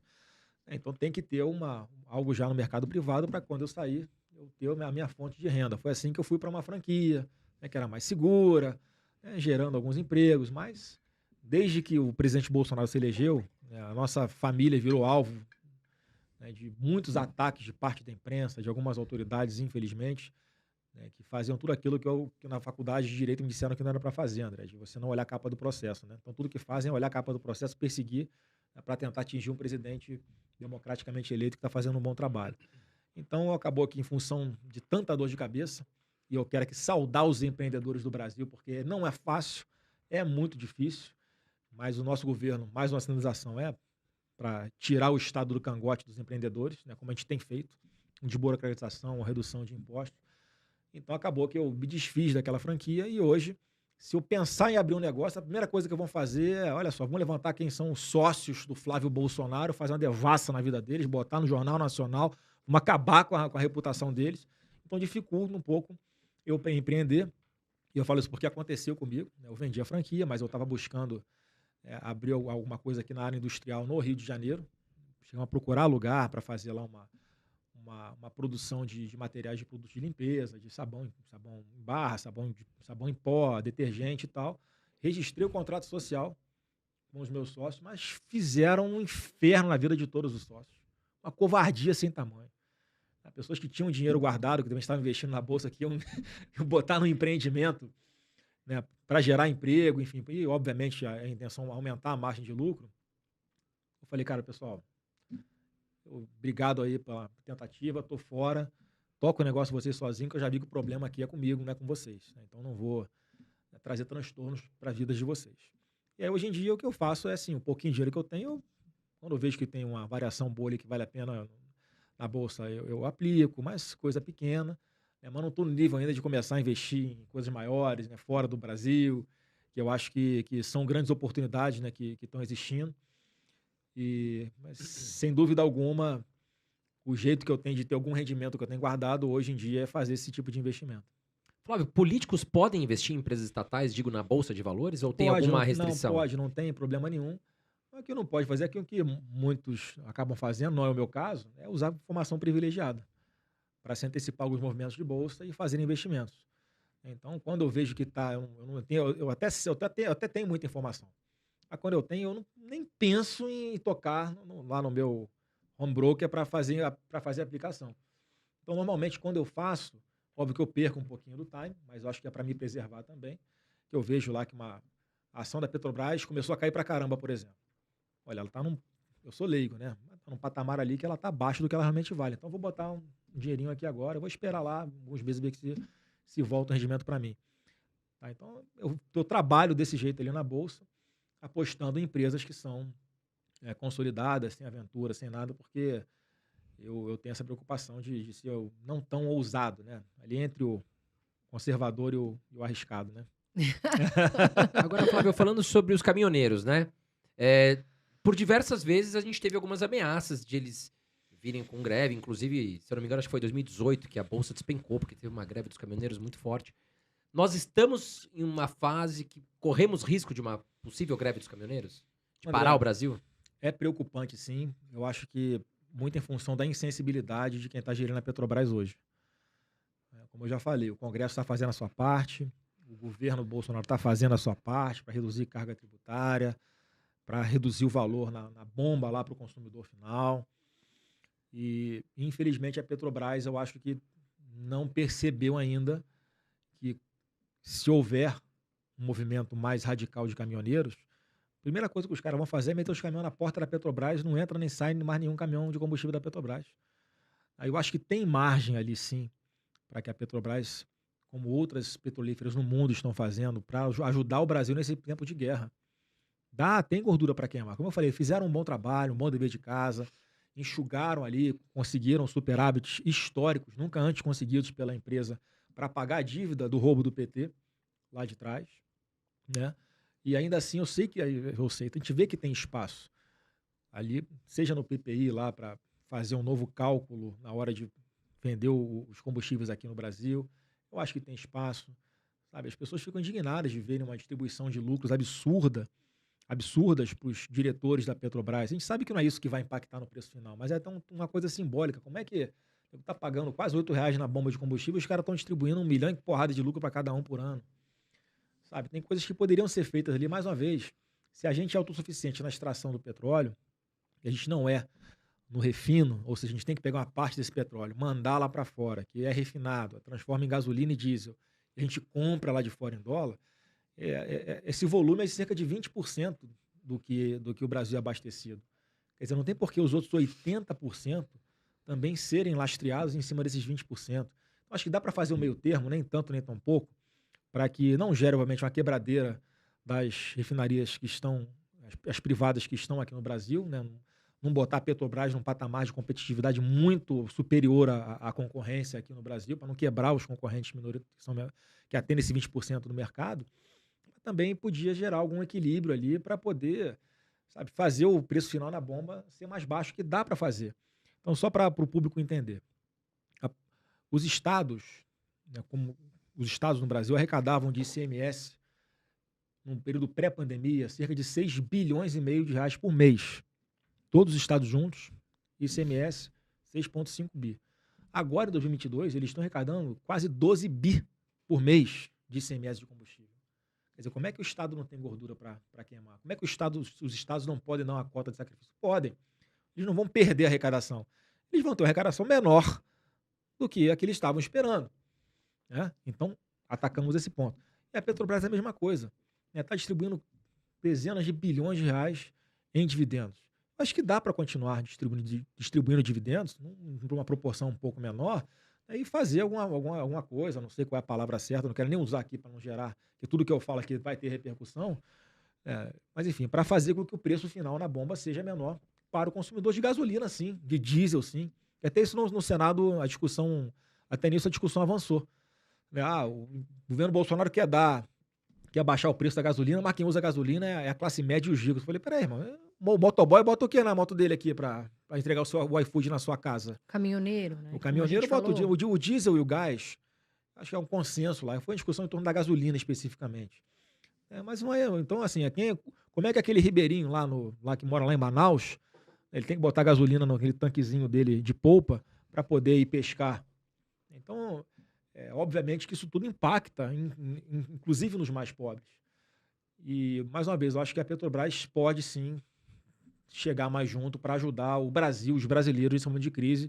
Porque eu acho que se nada for feito da Petrobras, você falou dos caminhoneiros, eu acho que pode sim haver um movimento que a gente faz de tudo para que não aconteça. Tem coisas que não estão no nosso controle. Mas se acontecer, a Petrobras vai fazer o quê? Os caras fecharam lá a distribuidora da Petrobras, uns caminhões deles, parar no Brasil. Olha, enquanto não baixar o preço do diesel, enquanto não baixar o preço da gasolina, a gente não sai daqui. Vai impactar completamente. Quer dizer, vai ter que acabar fazendo de uma forma muito mais drástica, com consequências muito mais danosas para o Brasil inteiro. Sabe? E todo mundo entende que tem uma margem que dá para a Petrobras dar de sacrifício, né, para o país. Então, assim, eu espero que não chegue a esse ponto, mas que há o risco. Agora, Flávio, uma dúvida que eu tenho. Se um dos problemas do nosso petróleo, porque para quem que está nos assistindo aqui não sabe, o nosso petróleo ele não é bom para fazer gasolina, digamos assim, né? É um petróleo bruto, que acho que fala, um petróleo pesado, né? E o petróleo leve é aquele petróleo que é fácil de transformar em gasolina. Não seria... qual é o problema da gente criar refinarias aqui, montar refinarias para a gente conseguir refinar o nosso petróleo do que a gente ter que mandar para fora para refinar ou comprar gasolina de fora? O custo de comprar gasolina de fora é mais barato do que a gente montar refinarias e Não, claro aqui? que não, André. Só que o problema é o tempo disso, né? Como eu falei, se não fosse a roubalheira do PT lá atrás, nós teríamos o complexo petroquímico do Rio de Janeiro refinando o nosso petróleo. Nós teríamos a Abreu e Lima, nós teríamos a refinaria da Bolívia, nós teríamos a Pasadena nos Estados Unidos. Quer dizer, a Petrobras teria condições de refinar o petróleo e ficar menos vulnerável a toda essa instabilidade internacional. Óbvio que é muito mais. Isso tem que acontecer de qualquer forma, mas só que é uma solução de longo prazo. Porque uma refinaria, para ficar pronta, acredito que leve lá 5, 6 anos. É um projeto que custa muito dinheiro. Quer dizer, tem que ter um planejamento, tem que ter um plano de negócio para aquilo parar de pé. Então, mas só que a população está sofrendo hoje com o preço na bomba. Então, como é que resolve hoje? Hoje resolve do jeito que nós estamos fazendo, reduzindo carga tributária, e a Petrobras, né, fazendo ali dentro do seu cálculo de repasse, né, na hora de cobrar, de vender o produto que eles comercializam, um produto que chegue mais barato na ponta da linha. Então, eu acho que são coisas que não estão, que tem que caminhar em paralelo. Mas, sem dúvida alguma, a solução definitiva para esse problema da nossa vulnerabilidade quanto à variação do preço do petróleo internacional é a gente poder ser autossuficiente também no refino aqui no Brasil e que não seja um monopólio da Petrobras. Flávio, falando sobre parceiros comerciais do Brasil, hoje você enxerga os Estados Unidos ou a China como o maior parceiro comercial do Brasil? Não, os dois, né? Os dois são os dois, por acaso, os dois maiores parceiros comerciais do Brasil. A Argentina aqui do lado também é um grande parceiro comercial do Brasil. A Rússia é um parceiro comercial do Brasil importante. A Ucrânia é um parceiro comercial importante do Brasil. E é o que eu falo, quando se cria a narrativa de que o presidente Bolsonaro não tem o respeito internacional e ele faz as viagens para esses países e volta com resultados fantásticos, é um tapa na cara da mídia. A gente desfaz aquela falsa narrativa, a fake news, a mentira. E se não fosse essa habilidade, essa credibilidade do presidente Bolsonaro, do nosso ministro das Relações Exteriores, que é o embaixador Carlos França, a gente não teria, por exemplo, já teria nesse momento não, mas a partir de setembro, se não fosse o Bolsonaro conseguindo os fertilizantes da Rússia, já íamos começar a ter problema de abastecimento alimentar no Brasil. É só para lembrar, né, a cada 5 pratos que são comidos no mundo, um é feito no Brasil. Sai daqui. Quer dizer, o Brasil alimenta o mundo. Então, temos essas parcerias que são fundamentais. Hoje o Brasil é uma potência, sim, nessa parte de segurança alimentar. O nosso agro dando show, dando exemplo de aumento de produtividade em terrenos, né, cada vez menores, né, usando tecnologia, com tudo que o governo tem feito de suporte para financiar esse setor, para gerar transformações estruturais, né, como as ferrovias, né, que vão ser concluídas nos próximos anos, as ligações de rodovias projetos que estavam parados há mais de 40 anos, alguns, a gente está botando em prática. Né, isso tudo, sem dúvida alguma, coloca o Brasil numa posição estratégica muito importante perante o mundo, porque nós aqui ainda temos uma inflação baixa em relação ao mundo, um custo do combustível menor em relação ao mundo, e nós temos uma democracia e uma segurança jurídica com o presidente Bolsonaro. Então, se nada mudar, obviamente o Brasil vai se tornar uma potência cada vez maior e mais importante. Em plena pandemia, nós voltamos ao top 10 do ranking das maiores economias do mundo. Então, não foi num caos do céu. Não foi apesar do Bolsonaro, foi por causa do Bolsonaro. Porque se a gente tivesse caído para a 100ª posição, ia ser culpa do Bolsonaro. Mas quando sobe para a 10ª, não foi o Bolsonaro. Eu estou muito confiante nesse futuro dos próximos 5, 10 anos do Brasil. Você citou a Rússia como um parceiro também comercial do Brasil. E recentemente, nos últimos meses, até o presidente Bolsonaro citou o Vladimir Putin como parceiro. Foi mais em questão a questão do comércio ou em questão a questão da Amazônia, que eu acho que o Vladimir Putin chegou a vetar um processo? Também a Rússia fez esse gesto para o Brasil, né, no organismo internacional, porque tinha aquela gracinha do presidente da França, né, que eles olham para o Brasil, acho que isso aqui é uma colônia deles, né? E não é. Então, o presidente Bolsonaro sempre enfatiza isso. Olha, a primeira coisa que tem que falar aqui, a Amazônia é nossa, do brasileiro, não é de vocês. Até recebeu crítica, porque esse jornalista que, infelizmente, veio a falecer por alvo de bandidos lá na Amazônia, ele resgataram uma imagem dele fazendo exatamente essa pergunta para o presidente Bolsonaro. É uma pergunta com aquele sotaque meio inglês, né? Português, mas com sotaque meio inglês. Ele fala, a primeira coisa que tem que saber é que a Amazônia é nossa, não é de vocês. Por que essa indignação do presidente Bolsonaro? Porque ele é um cara altamente patriota. E ele sabe que a solução para o mundo é o Brasil. Está aqui, lá na Amazônia, água potável, são recursos minerais, energia limpa, economia verde, está tudo aqui. E a gente já está fazendo. E então, óbvio, quando ele faz essas relações, tem essas relações bilaterais, ele foi na Rússia buscar aquilo que era melhor para o brasileiro. Foi super criticado. Vai fazer o quê num período de guerra? Porra, o cara foi lá e voltou com a solução para a gente não passar fome no Brasil e para o mundo não passar fome, cara. Sabe, isso não tem preço, ele se arriscou. Mas olha a percepção dele de geopolítica, de estratégia internacional. E a mesma coisa com o Biden agora. Ele foi no Biden, olha, a gente tem a Amazônia é nossa, mais uma vez, a Amazônia é nossa. E agora eu preciso de vocês para ajudar o Brasil no combate à criminalidade naquela região, porque é muito grande, nós não temos recursos humanos para isso, então precisamos de tecnologia. Então acho que essa foi uma das linhas da conversa dele. E a outra linha da conversa foi outra coisa que o Brasil pode ser solução para o mundo, como eu falei, que é a questão de energia. Eu já vi o pré-projeto, né, que está, se não me engano, no Ministério das Minas e Energia. Eles começaram a soltar os lotes, os editais para os lotes para exploração de energia eólica offshore. Então a costa, principalmente ali, do Ceará e do Rio Grande do Norte e no Rio de Janeiro, porque a costa brasileira tem um mar calmo, a gente não tem tempestade, a gente não tem tsunami. Quer dizer, a manutenção desse tipo de exploração de energia é muito mais barata. Então você imagina, entupir de catavento lá em alto mar, com essas gerando energia equivalente a 70 Itaipus. Imagina, em uma Itaipu, nós podemos ter 70 Itaipus lá longe, fora da vista de todo mundo no mar, gerando energia limpa, que pode ser distribuída para o Brasil inteiro, Olha o problema que a Europa está passando agora por causa da guerra da Rússia com a Ucrânia. Se o cara corta o gás lá, não tem energia na Europa. Quer dizer, olha os potenciais clientes que nós brasileiros podemos ter para vender essa energia para todo mundo. Energia limpa, repito, renovável. O vento não acaba. A Dilma queria estocar, mas o Bolsonaro quer usar para salvar o mundo. Né? Então esse é o pensamento do Bolsonaro e a política externa nossa, com toda a equipe do governo, acho que é muito bem sucedida.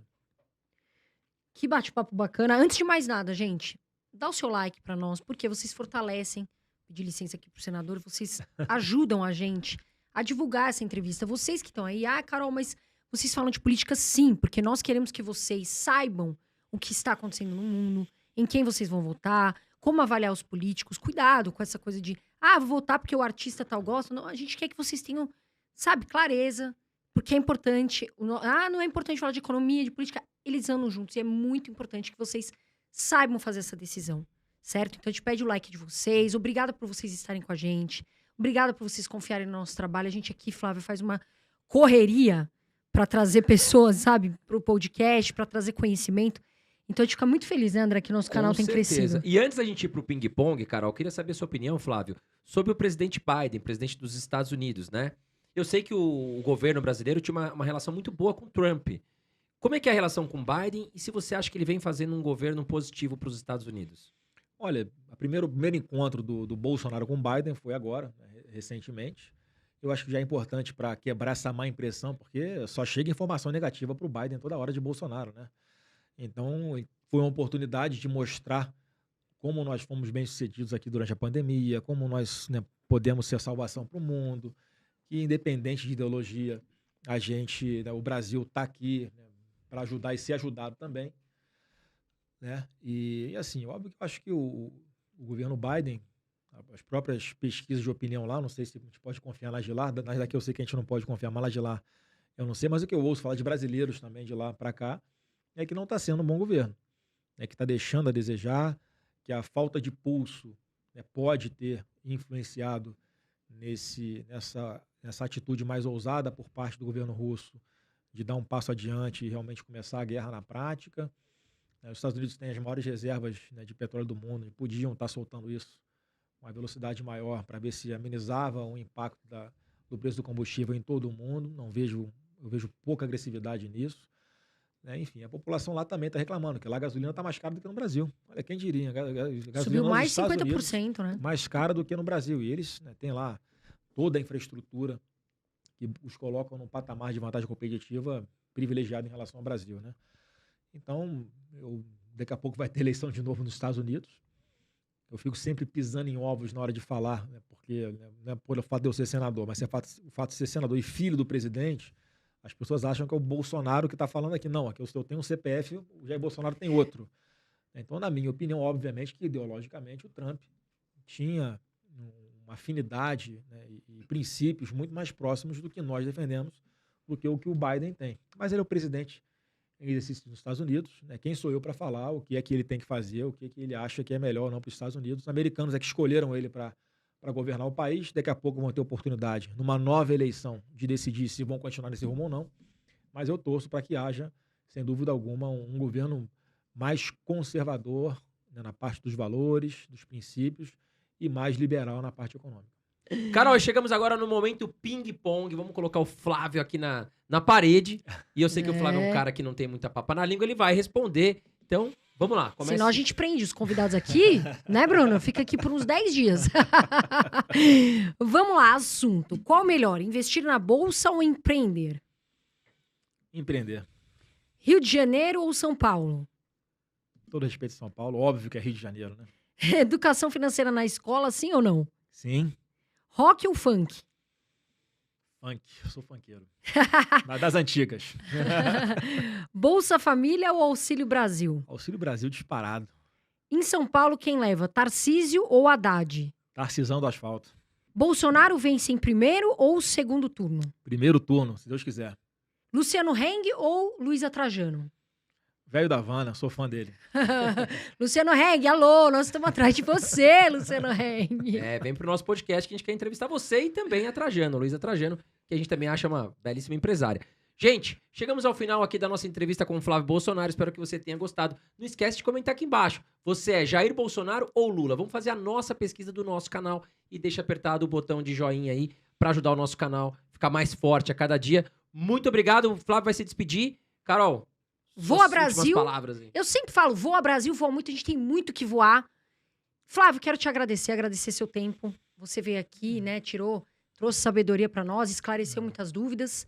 Queria te agradecer por você estar aqui com a gente. Carol, eu que agradeço a oportunidade de estar aqui, de falar, né, pros milhares, se Deus quiser, milhões de fãs muito em breve de vocês. O André também, obrigado aqui pelo bate-papo. Espero ter esclarecido, né, muitas questões e servido aqui para que as pessoas possam fazer a sua análise de cenário e tomar as decisões por conta própria e não influenciada pelos outros, como você colocou aqui.